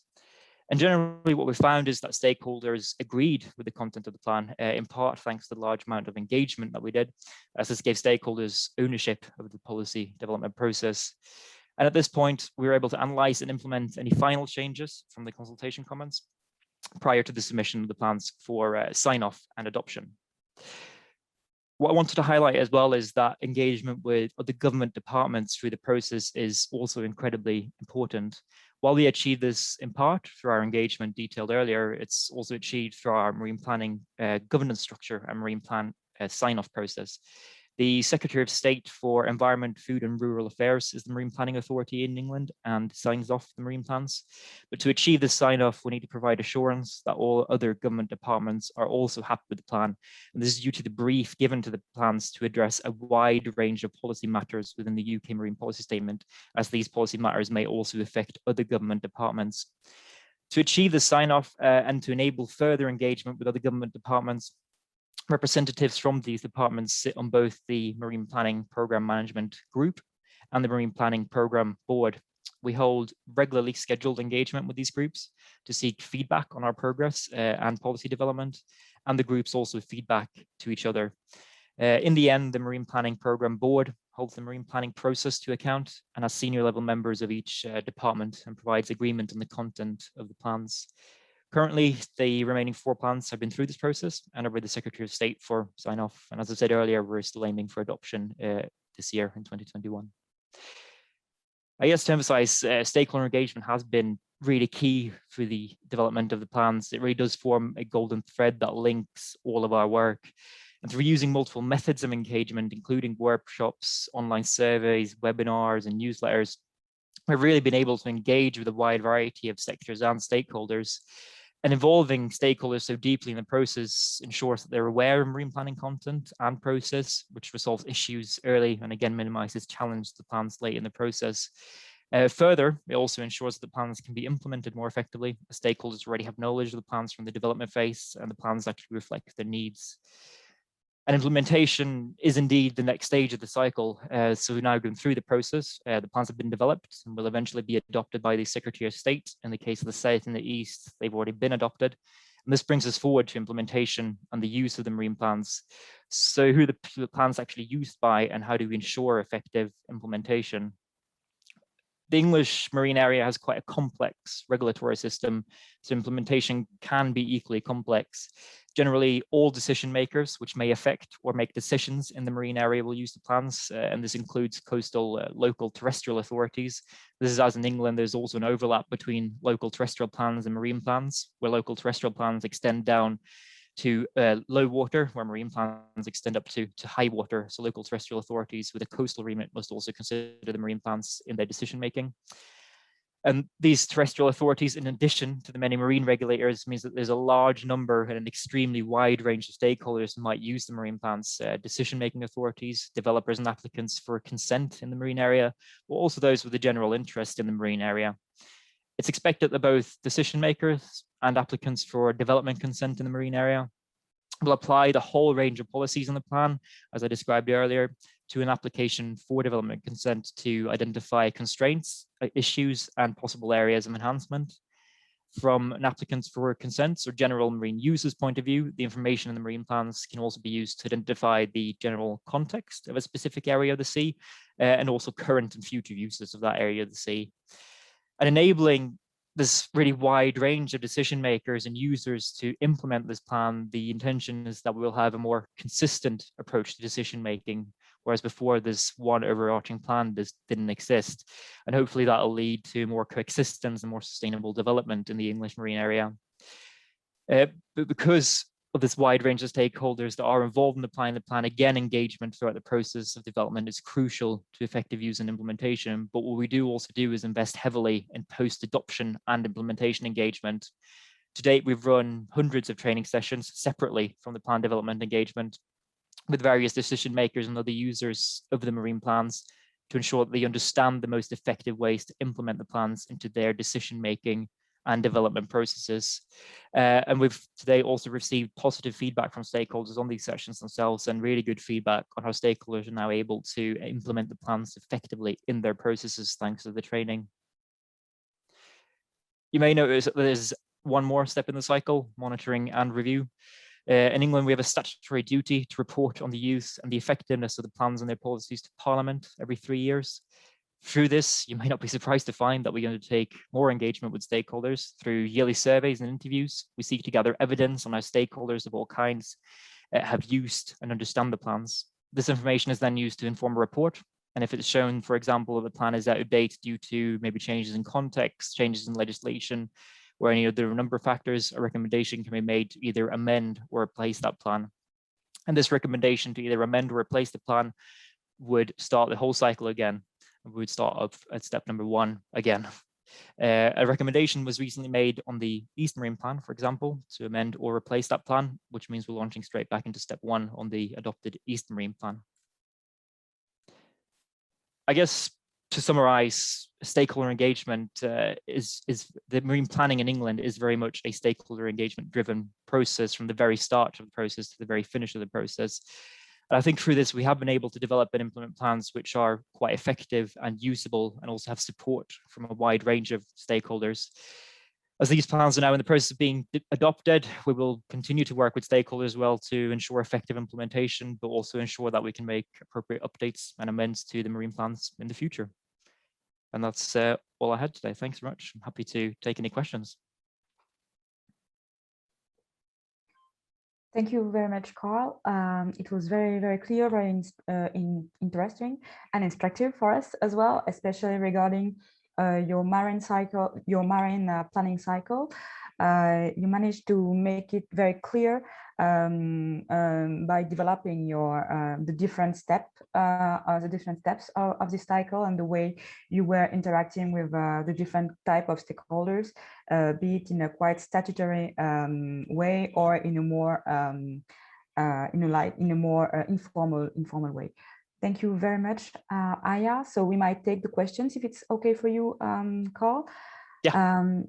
We have a first question related to the way you go back to the public and the different type of stakeholders.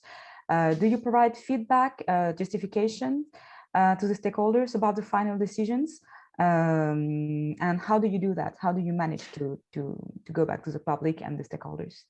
Yeah, absolutely. At the end of each engagement point, we published an engagement summary to start with, which detailed some of the outputs on the engagement and what we were planning to do with the outputs.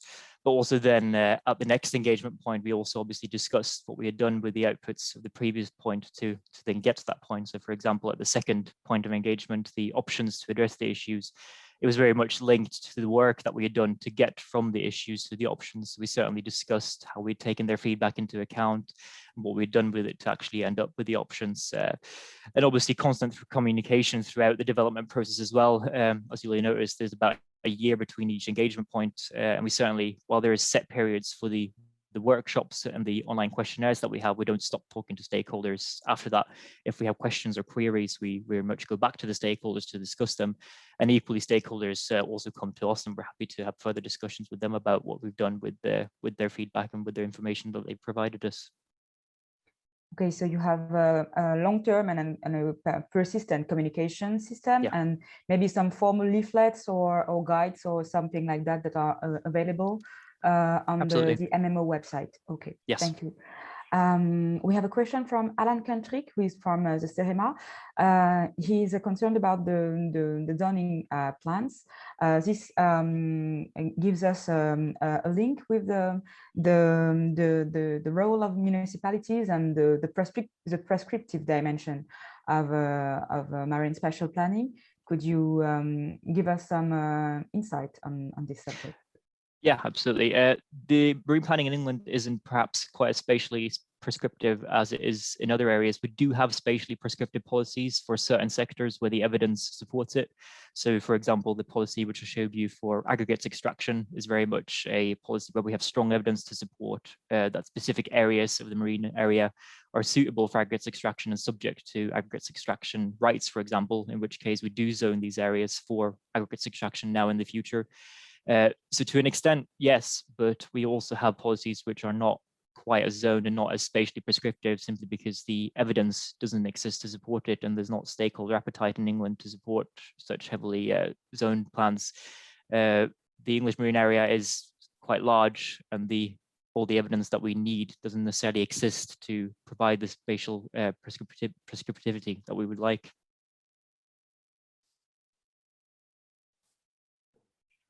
Okay, we have time for two other questions, especially related to the way the different type of public bodies take responsibility for the plans. Is the engagement under administration responsibility done with MMO in-house or expertise, or by consultants? All the engagement that we do is done in-house. We have a team of about 30 people in England who develop the marine plans and been working on developing the marine plans since 2016 now. And all engagement is planned and undertaken by ourselves in-house, as well as the analysis of the outputs. Okay, so it's quite an important mobilization of the public component. Absolutely. Okay. I can see that. And the last question before stepping to the next session: what management for the land sea and interface between maritime planning and local land planning? This is a relation between the coastal management and the very territorial one, if we can say it like that. Could you give us some insight on the interactions between, I assume this is related to municipalities and their local zoning plans, but you gave us some elements in your previous answer, but maybe you could elaborate on that. Yeah, absolutely. As I said, there's a smaller overlap between local plans and marine plans in England, between high water and low water.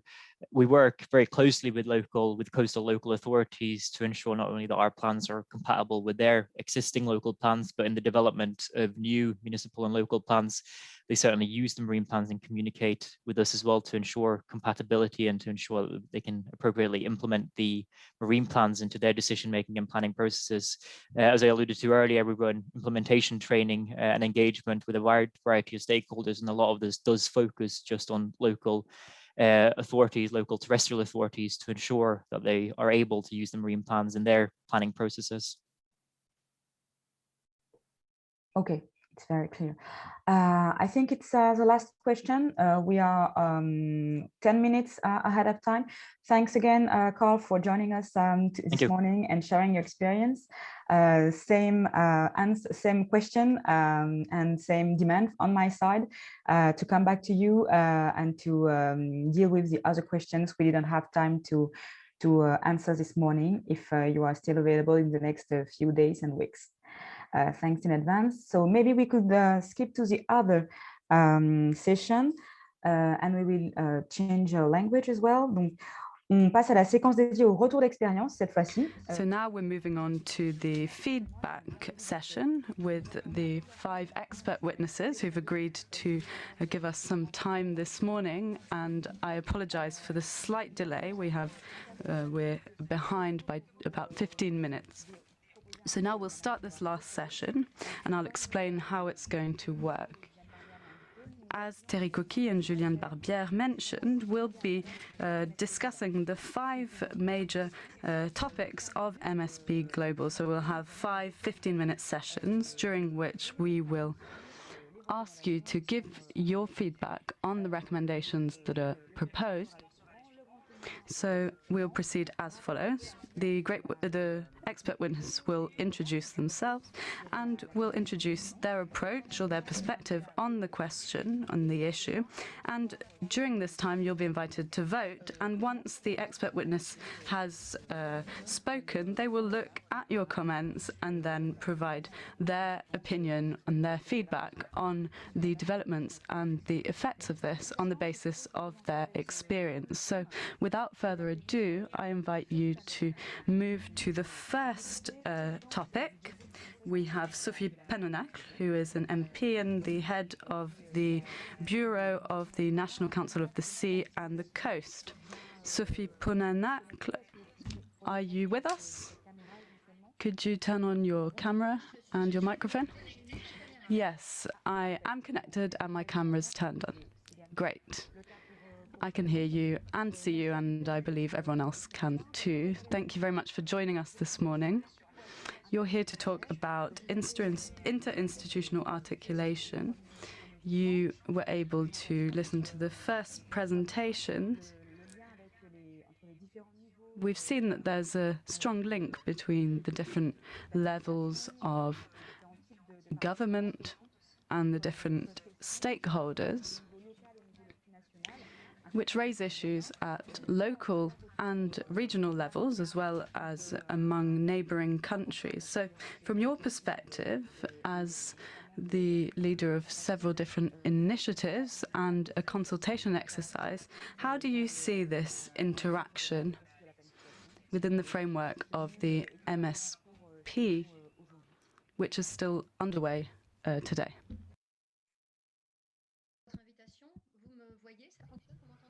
Well, thank you very much for the invitation. I hope you can see me and everything is working all right. Absolutely. We can see there's a slight lag, but it's working fine. Well, thank you very much. Let me briefly introduce myself. Sophie Penonacle. I'm from the 8th circumscription of the Gironde area. That's the Arcachon Basin in the southwest of France. For those who are not familiar with it, I'm going to be talking about the articulation and the way that different institutional bodies work together. I'll start at the top level, at the state level, and move down to the local context as I proceed. So when it comes to the seafront, indeed, this is a new level of planning, which has been bearing fruit in terms of integrated planning. We're becoming increasingly aware of the fact that the interface with the sea implies pulling together different modes of use between the seafronts and also the watersheds. We are understanding better and better the way that everything is related, interrelated, and we need to make sure that there are partnerships between the states and the local authorities, the state and the local authorities. We could talk in terms of users, as our Minister of the Seas, Annie Girardin, said. The Director for Maritime Affairs, by way of introduction, was saying we shouldn't be overly conceptual when we're talking about the sea. And I think he's absolutely right. Ever since the beginning of my mandate, I've been trying to avoid that. And as the chair of the consultative body where I worked, the CMLL, the CNLL is the National Council for the Sea and the Seashore, and it is designed to provide advisory services to the government for everything that has to do with the sea and the seashore, and it includes 5 different groups, elected representatives, public establishments or professional bodies, trade unions of employees, and finally NGOs. I should note also that it is supported by the COMER, which is a specialized committee for maritime research, and this enables exchanges between research specialists and the users of the sea. The goals of the CMLL then are to provide advice to the government regarding various proposals to try to work towards consensus between different players through working groups to try to help the development of national policies, a better understanding of the seas, better observation and foresight work, and also trying to do advocacy work at the European and international levels as part then of enhancing the work of the CMLL. It's important that we nurture strong relationships with both formal and informal structures in France that work in these areas. Now, returning to what we call the DSFs, or seafront strategic documents. And now the DSFs have been building on the overall framework that was adopted in 2017. So there are several goals of the environmental transition, sustainable development, the ecological state of the sea environment, and the influence of France abroad. So we tried to implement the framework directive on marine planning from 2014 and the 2018 directive, which also had a bearing on these issues. It's all about working along the seafronts or in the overseas territories. The first DSFs then are seafront strategic documents, highlighted the importance of the seashores. There are more and more conferences organized at the regional level. We also have ocean parliaments, for example, for the Occitanie region. And this recognition of the maritime dimension is an opportunity for us to strengthen the way that we approach maritime issues and to work towards a shared vision and understanding of the issues. So that's for the regional level. And when it comes to the local level, where it's all about the municipalities and people living together on good terms, we have these territorial committees or master plans, rather, which were a little complex to manage, and there has recently been a decree doing away with that approach of the so-called Scots, so that we can focus on the maritime aspects, and that the various local authorities are able to work at a scale that is commensurate with their nature. I'd like to wrap up by talking about the cross-border dimension of things. And again, there perhaps a local approach would be better suited. Sometimes the states tend to maintain a certain distance with each other, particularly because they tend to disagree about marine issues. And it often turns out to be easier to work between regions across borders with interregional cooperation there. On a cooperative, experimental basis. That's certainly what we're giving priority to at the moment. And such approaches can also be rooted in longer-term agreements or conventions for cooperation. We have the Regional Seas Conventions, Barcelona for the Mediterranean, OSPAR, and the European Commission, of course, was instrumental, as well as UNESCO, in providing a global framework for such discussions. We are very much at the beginning of working on marine spatial planning. It's a good start, and we very much hope that we'll be able to continue along these lines. And perhaps the interpreters could encourage speakers not to shuffle papers on the microphones of their laptops if they can avoid it. Thank you very much for that interesting insight. We are very struck indeed by the different levels you were talking about and that overriding need to try to streamline the interactions so that, particularly at the local level, it is possible to take into account the maritime dimension in planning documents. Let me suggest that we move to the second part of this segment and the comments. On the recommendations, we have heard, again, we want to look at some of the proposals that could be consolidated at the French level.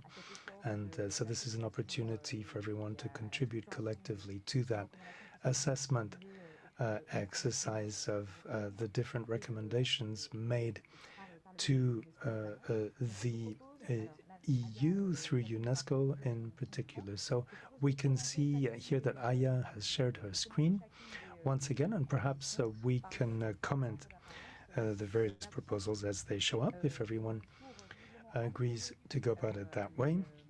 So again, we want to try to provide a better articulation between different institutions. And participants recommend thinking first and foremost about how to provide for a fluid technical coordination between the national, regional, and local administrations. The next proposal, when it comes to the cross-border dimension, is emphasizing a better understanding of the marine environment and usage patterns, as well as providing for shared action for protecting marine environments, which of course ignore national borders. Next, we have an adjustment that has to do with defining a collaborative and cooperative mechanism for different bodies that are involved in developing the DSFs, the seafront strategic documents. Again, this is about the French context. We are also seeing here adopting multiple scales, looking at the national level directives, but also at how they are adapted to local contexts, taking into account local proposals. And it's, of course, in step with the European approach and the municipalities as well. So then there's the line with the OSPAR convention that you were mentioning. We have the role of the national strategy for the sea and the seashore in connection with the European and international commitments. That's in the next to last slot, which is perhaps worth commenting upon in and of itself. Perhaps that attests to the need to work towards simplification as part of these strategy exercise. We'll be able to return to that later. And there's a final proposal. We have to overcome the obstacles that have to do with information sharing across countries for more effective collaboration. So there should be at least a minimum exchange of information. Perhaps we could start then with the three first questions, madam, if that is suitable, so that you can tell us a little bit about, what you see here as part of your own understanding of these cooperative mechanisms. Well, forgive me, but for my part, I had read all of the recommendations, and perhaps I could take the liberty of mentioning that I had chosen 3 myself. And what's interesting to see that they're not actually necessarily in line with the results we just saw.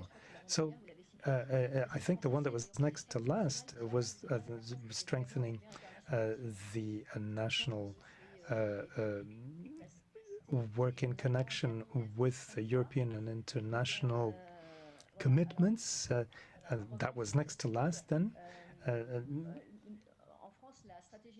In France, the National Sea and Seashore Strategy is part of the Sea and Seafront document. It is to be adopted in its new form in 2023. The document has been reworked so that the DSFs and the Sea and Seafront documents can work together to provide for strengthening those aspects that need strengthening. And indeed, as you were saying, perhaps it's because people are interested in simplification that came next to last. The next one I had chosen was the first, defining a mechanism for collaboration and cooperation between the different institutions and providing for cooperation when it comes to the different seafront documents. I think that indeed it is important to have the kind of flowing and complementary contributions from the different players. And unfortunately, the speaker's connection is not so good, so she's breaking up a little bit at this point while reading at speed. Next, we have what in your case was the seventh proposal, having a multi-scale approach, looking at the national, the local, and also the way that these different things can fit together. So again, with the various regulatory types of documents, we have been able to work with the players to devise an initial MSP document that will then be refined in line with more local issues. So those, I think, from my point of view, at least, would be the three recommendations that I would have selected and that I wanted to highlight. Well, thank you very much. It's interesting to see, you know, the contrast between what you were just saying and what came out of the survey. And it shows that, you know, the different stakeholders represented in this webinar can have different points of view. It's about simplification, as you were saying, and boosting the complementarity of approaches. Perhaps we have time for one more question, if you're willing. We have 4 questions, in fact, Aya. So perhaps we could quickly scroll through them so that everyone can see.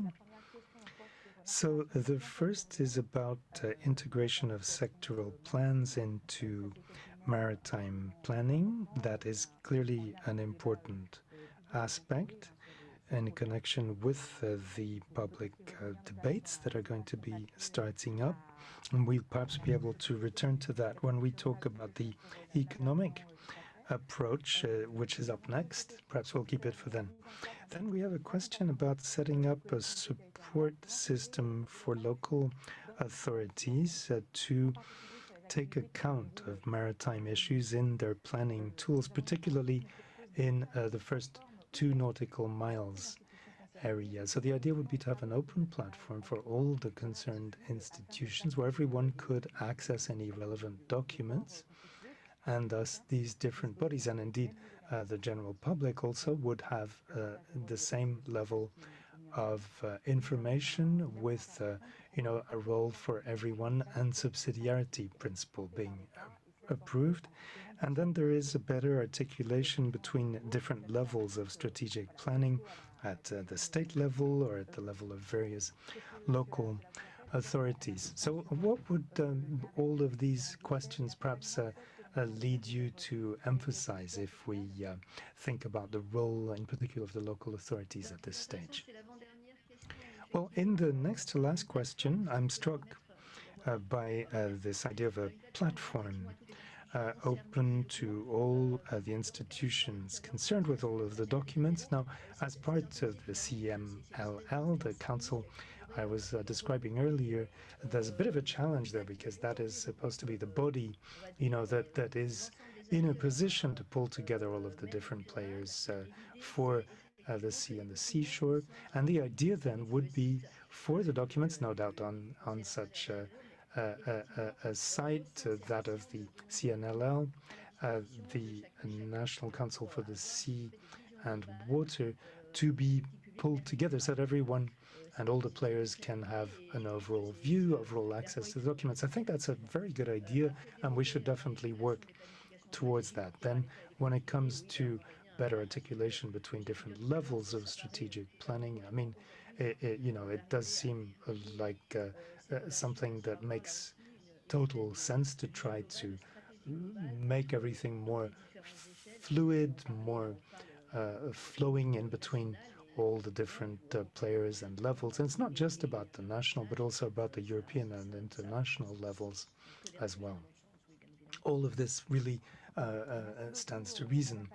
in a way. Thank you very much then, Mrs. Panonacle, for engaging in this not that easy exercise, particularly with the the remote conferencing aspect. It was very interesting to be able to contrast your proposals, your point of view, your vision with the feedback from our participants.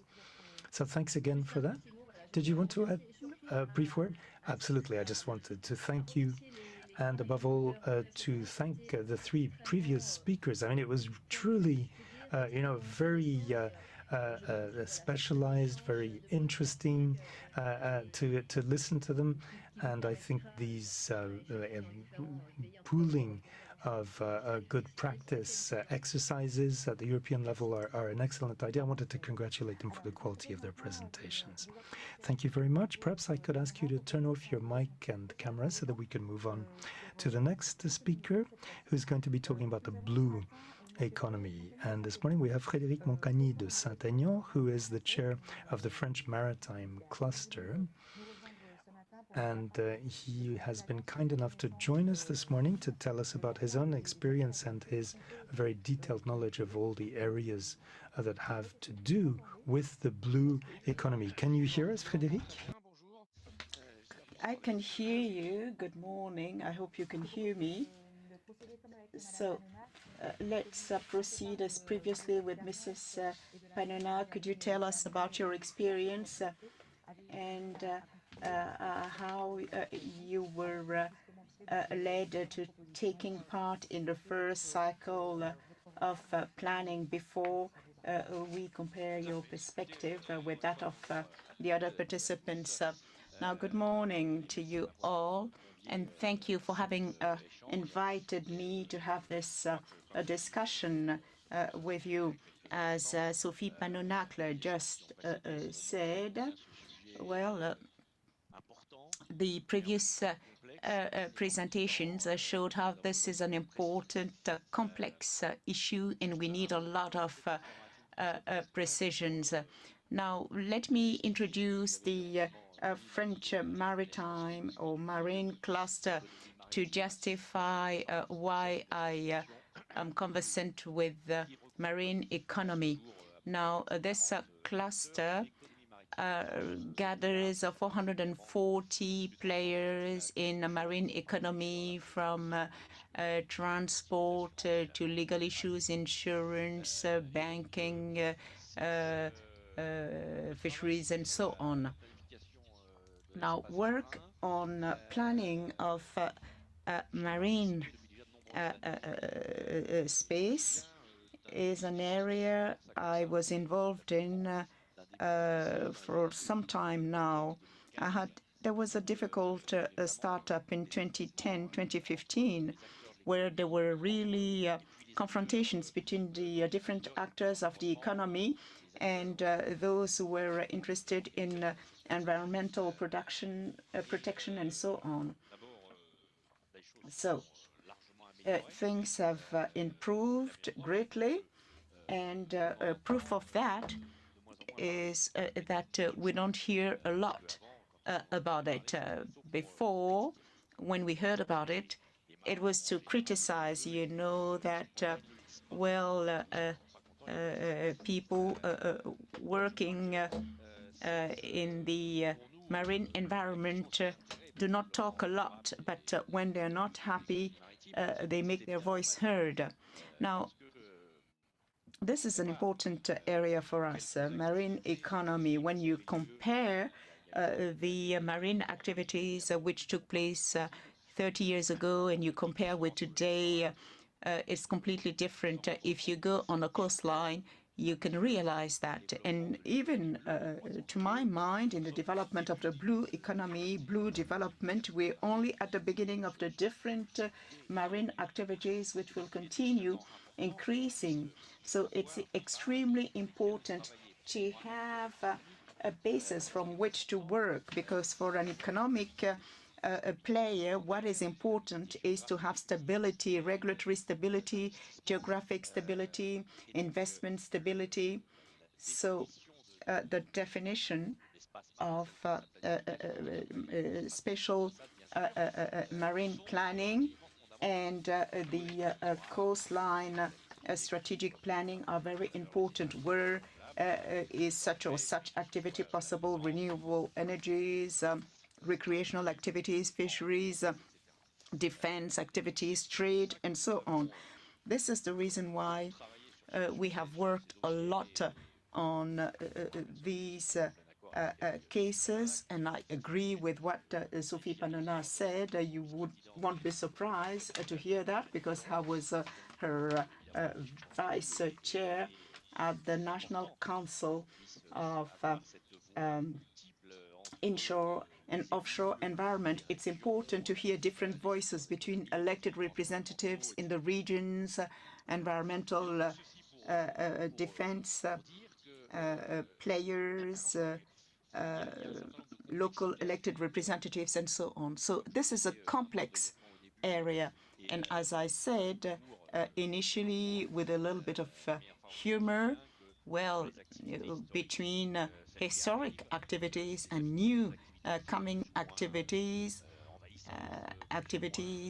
which invade the areas which are related to tourism, recreational activities, industry, sustainable development.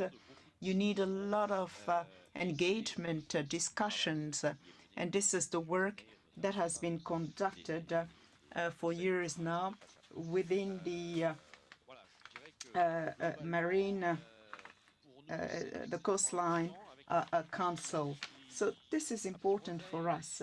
But, well, there is something that is missing, but, well, it is due to the nature of this exercise. The players in marine economy are invited to all meetings, but because the issue is so complex that they do not have time to study all the documents, which are long documents, highly complex document, and all this is normal. But always have the feeling that we're running behind time to try to be up to the challenges. This is a difficulty for us. And when we heard about the digital platform with all the documents posted on it, that would be a positive step. We need discussions, we need information, we need simplifying, because sometimes it's extremely complex. So this is well noted. That's thank you for your feedback for the past years, during which the planning approach was developed in France. Need for stability and precision in presenting the information within a backdrop of diversification of activities. So let's look at the different proposals. Now, what are the different recommendations to retain? The first one, recognizing that all sectors do not have the same capacity to take part in the consultation, to have an ecosystem approach, specific systems should be developed to support them. You mentioned a common mechanism that is important, and the multi-use was mentioned in the discussions. Well, it's not appearing, it's no longer appearing on the screen. Well, this is a real time. It changes position, ranking. So it can't solve everything, but it should be developed. Opportunities of co-activities on sea platforms must be developed. Now, take advantage of cyclical and adaptive marine strategies to establish contact between countries little by little. So maybe we can go further down to open up to the whole of the value chain, the analysis, and the players associated in planning. Importance of placing MSP within blue economy strategy. This was mentioned also with our European partners to assess efficiency. This was not mentioned a lot this morning, but the notion of efficiency is appearing, allocating species to strategic sectors like wind energy, right from the planning stage at the national level. So with the sectoral programs, maybe we can speak about the different conflicts which were mentioned and the fact that there are ways of presenting these strategies, the ways of taking the public on board. So what is your top three among the proposals made? As Sophie, I did not fully understand what is expected from me. But what is interesting is the first proposal to me, number one, the top proposal, because it is related to what I said earlier on. All sectors do not have the ability to fully grasp, understand the documents. So there is an asymmetry between the environmental protection world and the economic world, and that does not make engagement easy. So this is something we need to work on to improve the situation. I think that the one that was driven down, further down, I think it's proposal number 3 now, to take advantage of the cyclical and adaptive aspects. It's obvious, and this is what is planned anyway. Now, marine economy is developing. There is an environmental transition, digital transition. There are some activities which are not yet developed, which are not yet known. So the planning, which leads more or less to a zoning system, should be really agile. And who would have thought 20 or 30 years ago that we would have developed wind farms at sea? So it's important to be able to list and revise this planning. And also maybe the next proposal maybe look at from the point of view of co-users, because there are some users which cannot be compatible. I remember that we had developed a matrix, but there are many users which can occur at the same time, because we can have a better knowledge with evidence for a better integration of co-users. So co-use can be developed. Now, C platform, I think we have worked at the cluster, we have worked a lot on that. It's part of co-use. So what do we mean by platform?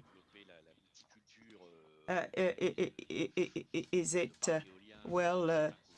having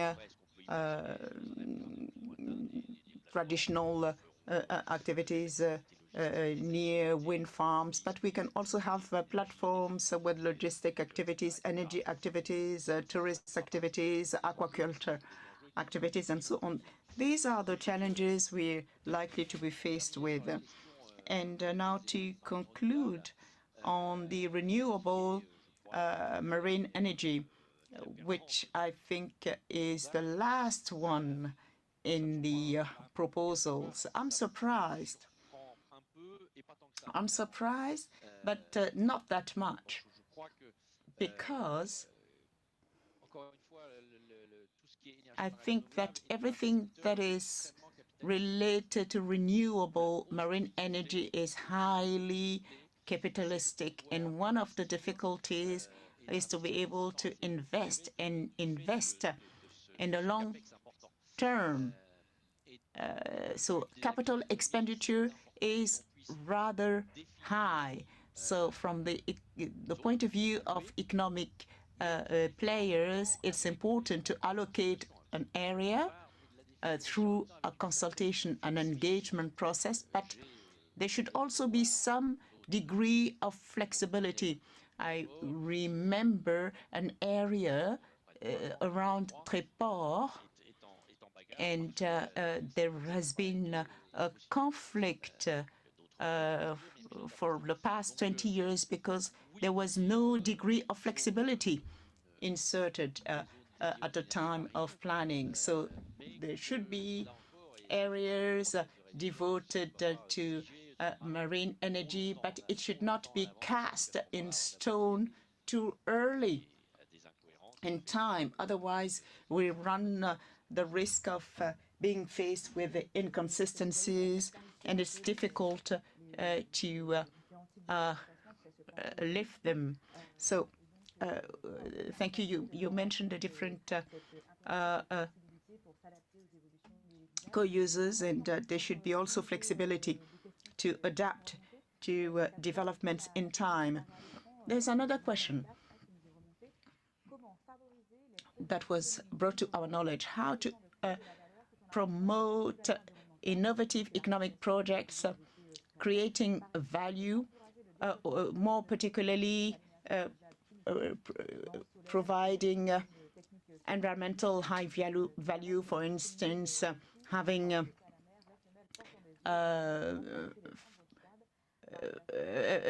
fishing boats with renewable energy, using wind, solar energy. So that's a highly complex question. Maybe we could go back to you to provide a written answer after the seminar. Another question: using strategic and space planning as a tool to promote the environmental transition of marine economic sectors, clarify environmental requirements, promoting initiatives, ways of organizing, making it possible to take into account these requirements and updating on a regular basis. So reduce pressure and improving the knowledge about use in space and time. So this is also related to flexibility, constant development of the users, and also the coastline strategic documents should be part of the knowledge acquisition pre-requirements before co-usage planning, and help to prioritize activities depending on these capacities. These are highly complex questions. I cannot give specific answers to all of them, but I am pleased about these questions because at the French Marine Cluster, we have also developed a process for the environmental friendly development of all the sectors, because you can't have it in one sector and not another, with a very strong inshore offshore linkage, because hydrogen produced for trucks carrying goods to the harbor, or the ship transporting, or for the highways in the town. All this is really related. So we do have a platform supported by marine affairs industry, and Eric Coquille supported us.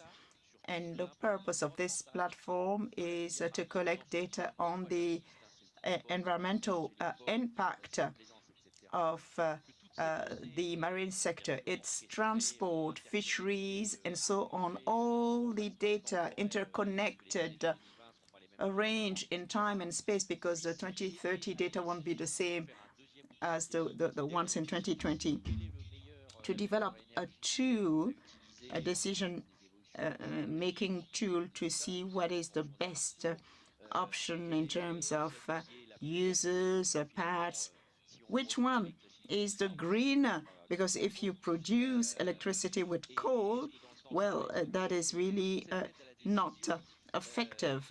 So all this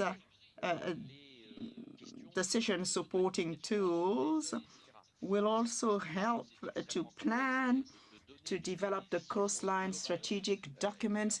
It gives an overall vision and makes it possible to meet the requirements of the co-users, of the collaborative development. And we're aiming at another step, which is a construction of an Institute of Environmental Transition, so to say, which makes it possible to have pilot projects in some regions, in some areas, to see what is the good technology, the good financing, the good agreement from the environmental point of view. So I'm fully in line with what is being suggested here. Thank you very much. Thank you for having accepted to participate in this exercise, which is not easy with this interactivity and dynamic activities. Now we'll move on to our next speaker, and we'll come back to you if we have any questions later. The third topic is on an ecosystemic approach, the test for good environmental status and coherence, taking into account the potential effects of distribution of maritime use on the marine and coastal environment. This is with Florence Caillocat, who is the head of the Ecosystems and Marine Uses Department at the French Office for Biodiversity. Can you hear us? And could you turn on your video, please? I can hear you, but I can't see you. Have you turned on your camera? Perfect. Well, thank you for joining us today. I'll let you introduce yourself quickly and to share your experience before we move on to the comments on the different proposals, if you agree. Well, I work for the French Office for Biodiversity, which is a body that supports the Environment Ministry in the application of various environmental directives. The directive framework for the environment and for Natura 2000, as well as the MSP. So we support the government in implementing these directives at national level, but also when it comes to sea basins, we provide technical support and we work in collaboration with research bodies. The OFB also is responsible for the management of some protected marine areas and Natura 2000 sites. So when it comes to my feedback on the implementation, I'll repeat what Thierry said in the introduction. It's important for communities to communicate. That's an important place to start. Now, when it comes to the ecosystemic dimension, the framework directive for marine planning is an essential part of MSP. And the fact that we decided to develop sea-basin strategy documents that bring together these different dimensions in terms of the timeline and also the analysis of the state of the environment, these are all positive aspects. And we're moving towards the development of environmental and economic strategies that are based on the state of ecosystems and the way in which activities have an effect on these ecosystems, but also how activities benefit from the good status of the marine environment. Now, we heard some examples from abroad. What we've done in France is taking into account the challenges of marine biodiversity, the state of the habitat and the species that we want to protect. We proceeded with a zoning process so that we could identify the activities that could either benefit from the ecosystem or impact it. And we did this so that we could map activities depending on which ecosystem areas should be prioritized. And it should also be noted that when it comes to recommendations in the MSP, some are geared towards improving the state of the environment. Now, there is a distinction between environmental goals on the one hand and socio and economic goals on the other side. But it seems that we're moving towards a joint analysis, a convergence between these dimensions. However, there aren't only positive aspects, of course. We have to look at the bad sides of this as well. When it comes to ecosystems, it's important to take into account the dynamics of these ecosystems, and this is very complex. Sometimes people use this as an excuse to not take into account these aspects.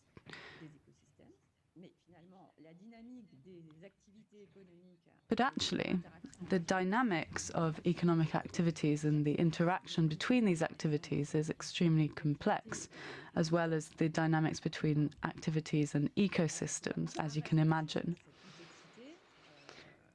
But we mustn't be discouraged by this complexity. We have to be proactive, and this takes me back to what was said in the previous part of this session.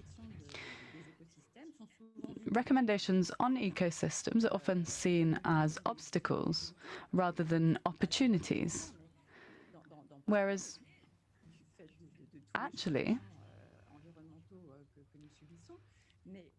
seeing as we're talking a lot about the environmental changes we're facing at the moment, adaptation to these changes actually stimulates innovation, and we have to harness this and work among communities with different stakeholders to promote and to leverage these opportunities to develop a blue and green economy, I would say. And then lastly, there are the issues when it comes to organization or governance. I won't go into too much detail because I was told to be concise.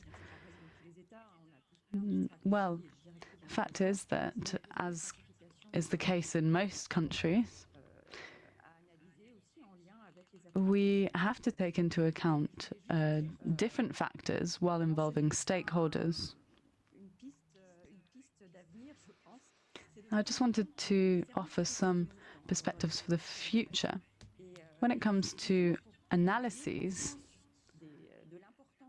ecosystemic analyses, to take into account the good environmental status, to preserve activities and develop them, the ecosystemic approach will probably be discussed by Denis Bélier as well, after me. All of this is extremely important.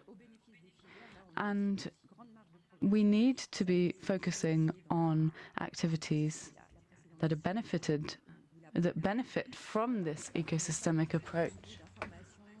Now, not everyone has the same level of information and knowledge regarding all of the challenges and the ways of moving forward. So in this sense, I believe that the government needs to support all stakeholders so that we can move towards an economy that is respectful of the marine environment. Well, thank you very much for those comments. I'm told that we don't have much time left, so we'll move straight to the questions, and then we can look at the ranking of these questions. So the first is establishing common criteria and a methodology to standardize planning at international level while identifying cross-border issues that are the most relevant, for example, corridors for some species, common resources, etc. Second, we have improving knowledge of accumulated impact. And third, need to establish operational criteria to apply the ecosystemic approach. Now, this brings us to the issue of the method of the approach of how you calculate the impact. Do you agree with this? Is this ranking what you had in mind? Well, that's probably not the ranking that I would have supported, but when it comes to the first issue, well, I understood it as establishing criteria to harmonize analysis between countries on the impact on the environment. And when it comes to European directives, Natura 2000, for example, this is already done, I believe, in many cases. So I wouldn't have put that down as a priority. Now, when it comes to accumulated impact, if you want to plan spatial, if you want to carry out marine spatial planning, you have to look at what issues affect which particular species. So, for example, if you're a cockle, then you have to take into account what will affect them, or whales, or seaweed, for example. When you ask researchers to look into these issues, it's so complex that the best approach I saw was researchers looking at fish in estuaries, looking into 3 different sources of pollution, and they were able to classify these 3 different types of pollution for 2 different species of fish. So I think it would take a long time to have full knowledge of accumulated impacts. Now, when it comes to clear operational criteria for applying the ecosystemic approach, I think that's particularly interesting because I'm not sure if I fully understand the question, but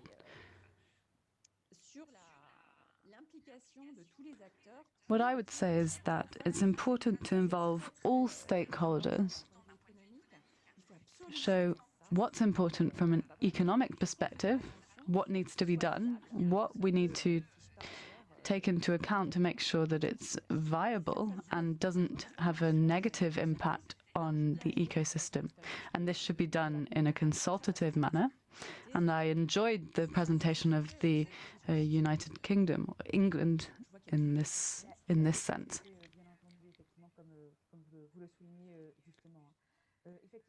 Yes. Unfortunately, we don't have much time left, so here we have 4 comments to complement what you said. First, consider environmental challenges as opportunities for innovation and economic development. You mentioned that they were often seen as an obstacle. So this could be a new approach to sustainable development. Second, foresee flexible revision mechanisms for documents to immediately adapt to new knowledge acquired through the observation of ecosystems, so not to be too rigid. Next, being careful to ensure harmonization, taking into account the different specificities of each zone. And lastly, 80% of pollution of marine areas comes from the land through the land. So this is important to take into account, as has been discussed today. when it comes to the sea-land links. And lastly, improve shared knowledge on the state of the marine environment and allow it to improve its capacity to absorb the impact of human activities. Now, do you have any comments on this? Yes, well, some of them I've mentioned already. Of course,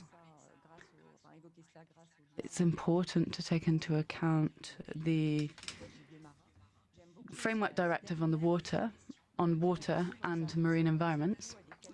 I enjoyed the last comment. We are very interested in very specific analyses, indicators, etc. in our work, but then I think what we actually need to be doing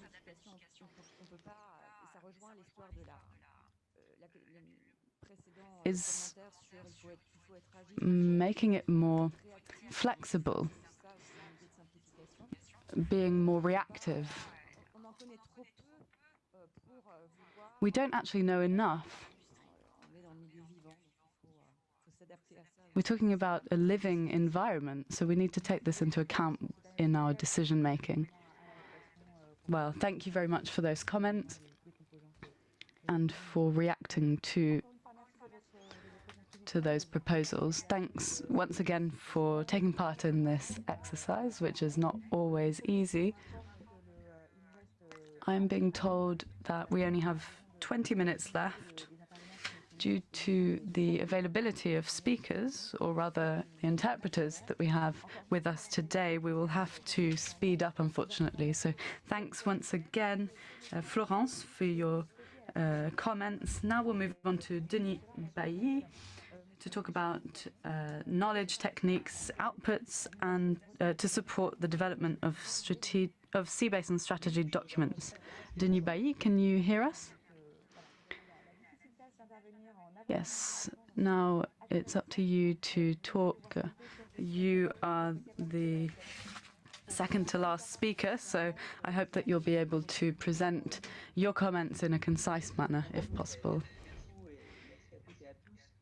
Good afternoon, thank you, and good afternoon to all of you. I work at the Western University of Brittany in Brest, and I'm one of the scientific coordinators of the scientific and social analysis, which is carried out as part of the national strategy, which is coming to an end now. Now, when it comes to the sea-basin strategy documents, the first thing to note is that public policies and European directives for several decades now have been highlighting the importance of basing public policy on the best available knowledge. And there's a major challenge here to ensuring that public policies are not subjected to the whims of power struggles, etc. There's a technical and cultural aspect that needs to be taken into account. How can we apply the knowledge of researchers and scientists to public policy? We have the DSF in France and the sea-basin strategy documents, which involve publishing thousands of pages of synthesis and analyses. Now, in France, we have tended to carry out MSP at a local level since the 60s, but this approach has failed generally because of the technocratic aspect of this process. Scientists were kept were excluded from the process or were not fully involved. So this has led to difficulties. Now, when it comes to MSP, there's a huge involvement from the scientific communities, and they allow analyses to be justified or supported and to support public policy. So what we have is scientific expertise that stakeholders and public policymakers cannot process.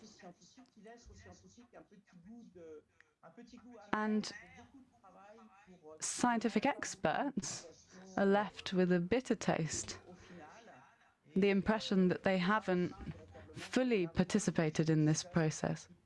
So we need to avoid both of these things, technocratic expertise or overly scientific expertise. Now, another challenge I see is integrating the socio-economic aspects to the environmental dimension. So the sea-basin strategy documents provide an approach, but we can't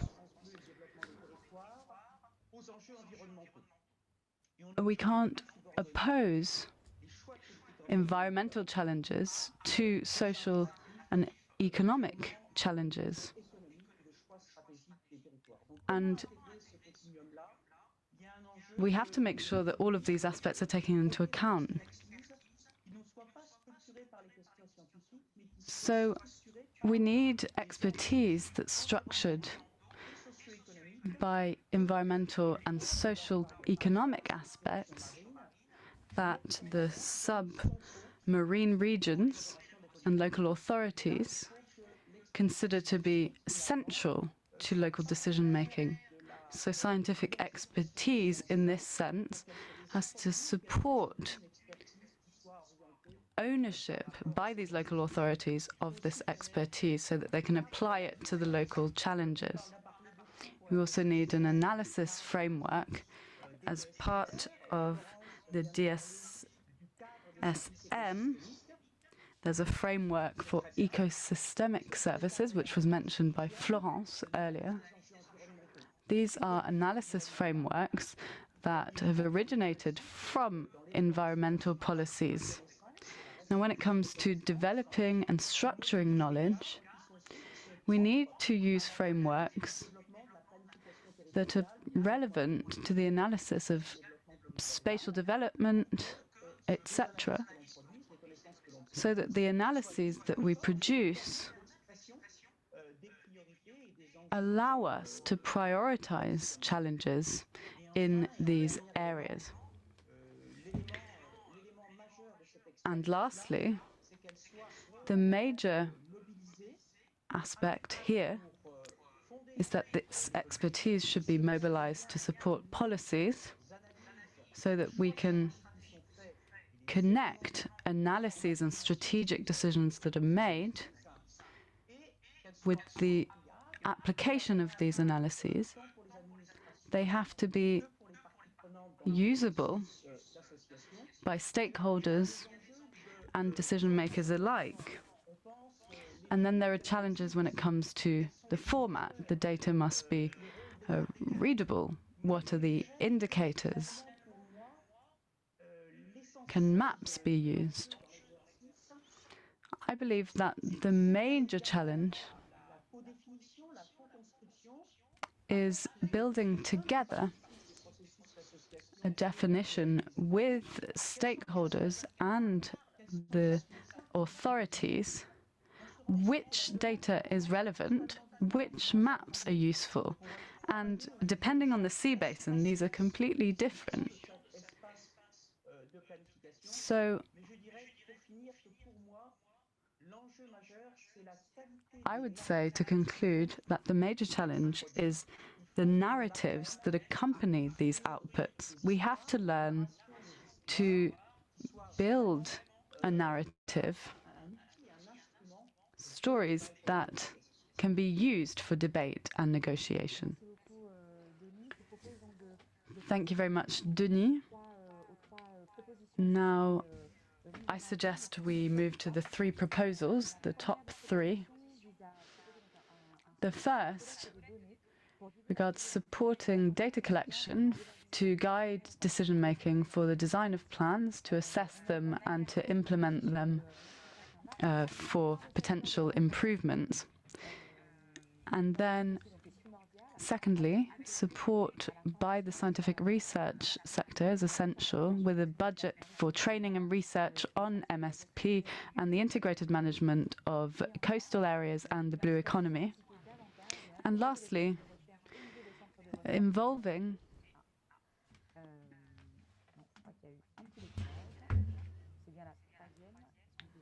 the third comment, please.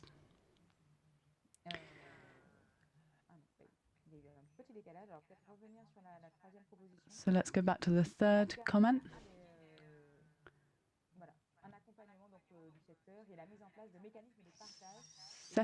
Supporting the scientific sector and setting up a sharing and exchange mechanism on data for planning. Do you have any specific comments? You insisted on the importance of the format of expertise so that it can be actually be applied and so that people can take ownership of it. Do you have any comments on this?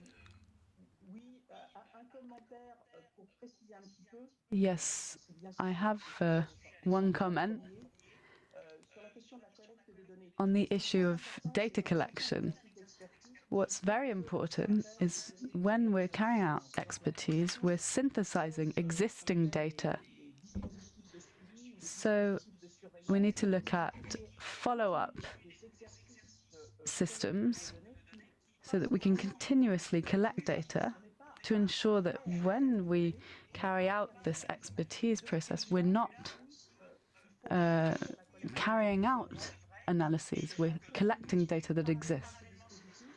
And we have to continue to analyze data on the side. So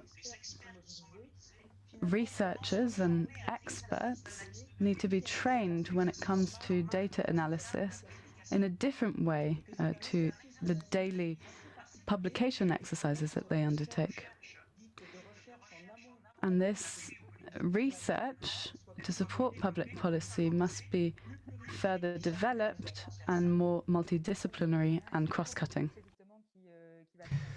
Very interesting indeed. So thank you for giving us these avenues for thought when it comes to, of course, public participation and follow-up or monitoring. So thank you very much again, Denis Bailly, for joining us this morning and taking part in this exercise. May I suggest that we very briefly move on to the last session with Géraldine Berthaud from CEREMA. Géraldine Berthaud is a project manager within the CEREMA, and she is going to be telling us about participation and communication, dissemination of knowledge, and participation of stakeholders and of the public. I hope everyone can hear absolutely. So you will be our last speaker, and we do hope, says the speaker, that the interpreters will be able to stay all the way through to the end of your presentation. Unfortunately, the interpreters will probably have to cut off at 1:15 French time. Thank you very much. You have the floor, Madame Berthaud. Well, thank you. My name is Géraldine Berthaud. I work at the CEREMA, the Center for Expertise on Risks, Mobility, and Territorial Development, looking in particular at the public participation aspect. I have been able to take part in a number of meetings as part of the build-up to the national level consultation in 2018 on the DSFs, then the seafront strategic documents, as well as the Vision 2030 version of these DSFs. And I would like to try to summarize that very briefly now. It's important to bear in mind that when it comes to this aspect, the DSFs began to be developed at a time where the idea of involving the public in the development of these documents was not part and parcel of the regulatory framework, so that we had to adapt this process when new regulations were adopted in 2016, which forced us to think afresh about this development process so as to take on board the public participation aspect, looking in particular at what financial and human resources are available, which is an aspect that wasn't necessarily taken into account upstream. At the national level, we were consulting the public for the first time on a national level plan. It was therefore a procedure that had never been put to the test before. In line with regulation, then the overall coordinator, the Minister of the Seas, asked the National Authority on Public Consultations what form this consultation should take. There were decisions made to make it a seafront-based consultation. There were 4 separate consultations then that were then followed up at a global level. And that was the approach taken, focusing on shared issues and long-term vision. The idea being that it would have been a little overly complicated to involve the public in these questions that were, of course, of direct concern to it, but where the very marked complexity of the issues had already been clearly identified. So there are a number of elements that were made available, a participatory platform, and also citizen workshops. So the platform, first of all, enabled everyone to get information about what was at stake, to formulate observations, ask questions, interact with the contributors.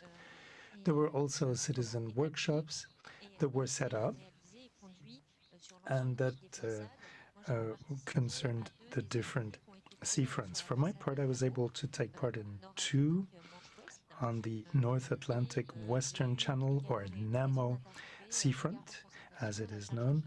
And I was also able to talk with the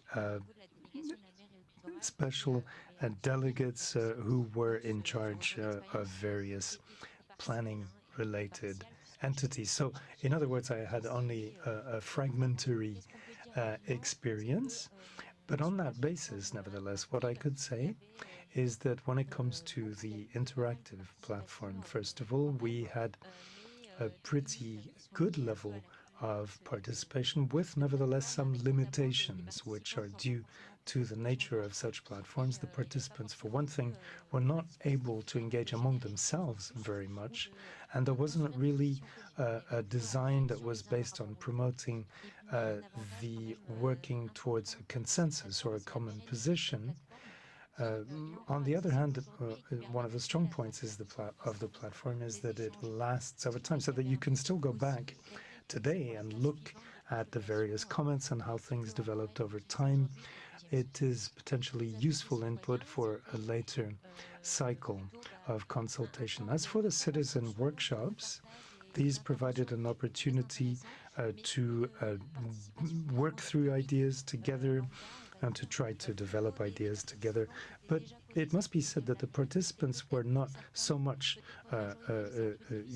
random citizens as people who had some knowledge of marine issues and who had already been involved in many cases in institutional consultations, so that they were taking part here in an individual capacity. Perhaps I could limit myself to that speaking time so that we have time for some questions and reactions to the poll. Thank you very much. That was really clear, and you really covered all the bases. So thank you so much for being so efficient. The 3 themes that have floated to the top under the proposals here is, first of all, continuous information sharing with the general public in understandable and attractive language, taking care to preserve a balance between the representation of the different stakeholders, as you're mentioning, and then improving and strengthening communications on questions that have to do with planning and its importance for the sustainability of marine and coastal activities. I think that when it comes to continuity, clearly there was a tie-in with what you were emphasizing there. What about the other points? Indeed, these are not exactly the ones that I had identified for my part as the most important. That being said, of course, all the recommendations are important that were proposed there, and the ones that have garnered the most support, do tie in with the previous presentation about the need to share information continuously in understandable language and in a form that is attractive. In other words, making sure, I don't want to put this in pejorative terms, but that the information is understandable, is accessible, so that we can step outside the kind of technocratic language that only experts really are able to understand. And then there's the balance between the representation of the stakeholders. That's a very important dimension, making sure that no one participant's word is given more weight than anyone else's. That's one of the values when it comes to public participation, making sure that everyone can make their voice heard, and emphasizing the lines of argument that go with ideas. So that's important. And unfortunately, okay, the interpreters are going to keep going for the moment. I think the third one was the importance of the feeling of belonging of our stakeholders. Maybe it's the fourth one. Yes. It's a recommendation that I had actually placed at the forefront with the balance between stakeholders, because in the consultation I took part in, we noticed that it was difficult to link up institutional consultation with a public engagement. And this is something that needs to be built. How to give to stakeholders a say, how to link up the consultation with the public with the co-construction phase with stakeholders, because they are the first people to be interested in such issues. This is what I wanted to say about the elements that you have posted, that are displayed. We actually find the lessons we drawn from this experience. Thank you, Mrs. Berthaud. It was really interesting to comment these elements with you. It's very important, as you said. It's the key for success.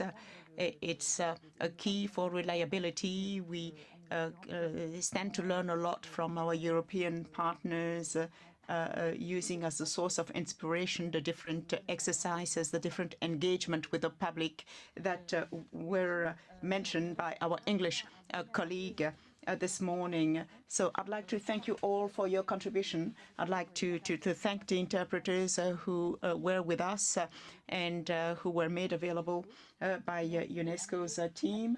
I would like to thank UNESCO's team for having helped us for the preparation of this seminar. And we would like to thank our partner, CEREMA, who was really involved in mobilizing and moderating the different sessions. We would like to also thank our experts and speakers. Thank you very much. Now, for the next steps, don't forget to link up with the last intervention. Let us not forget public engagement for the operational part of the documents. So on the 20th of May to the 20th of August, there is going to be a consultation on the coastline strategic document. It's on the website, and you can see it. It's available, accessible till the end of the process.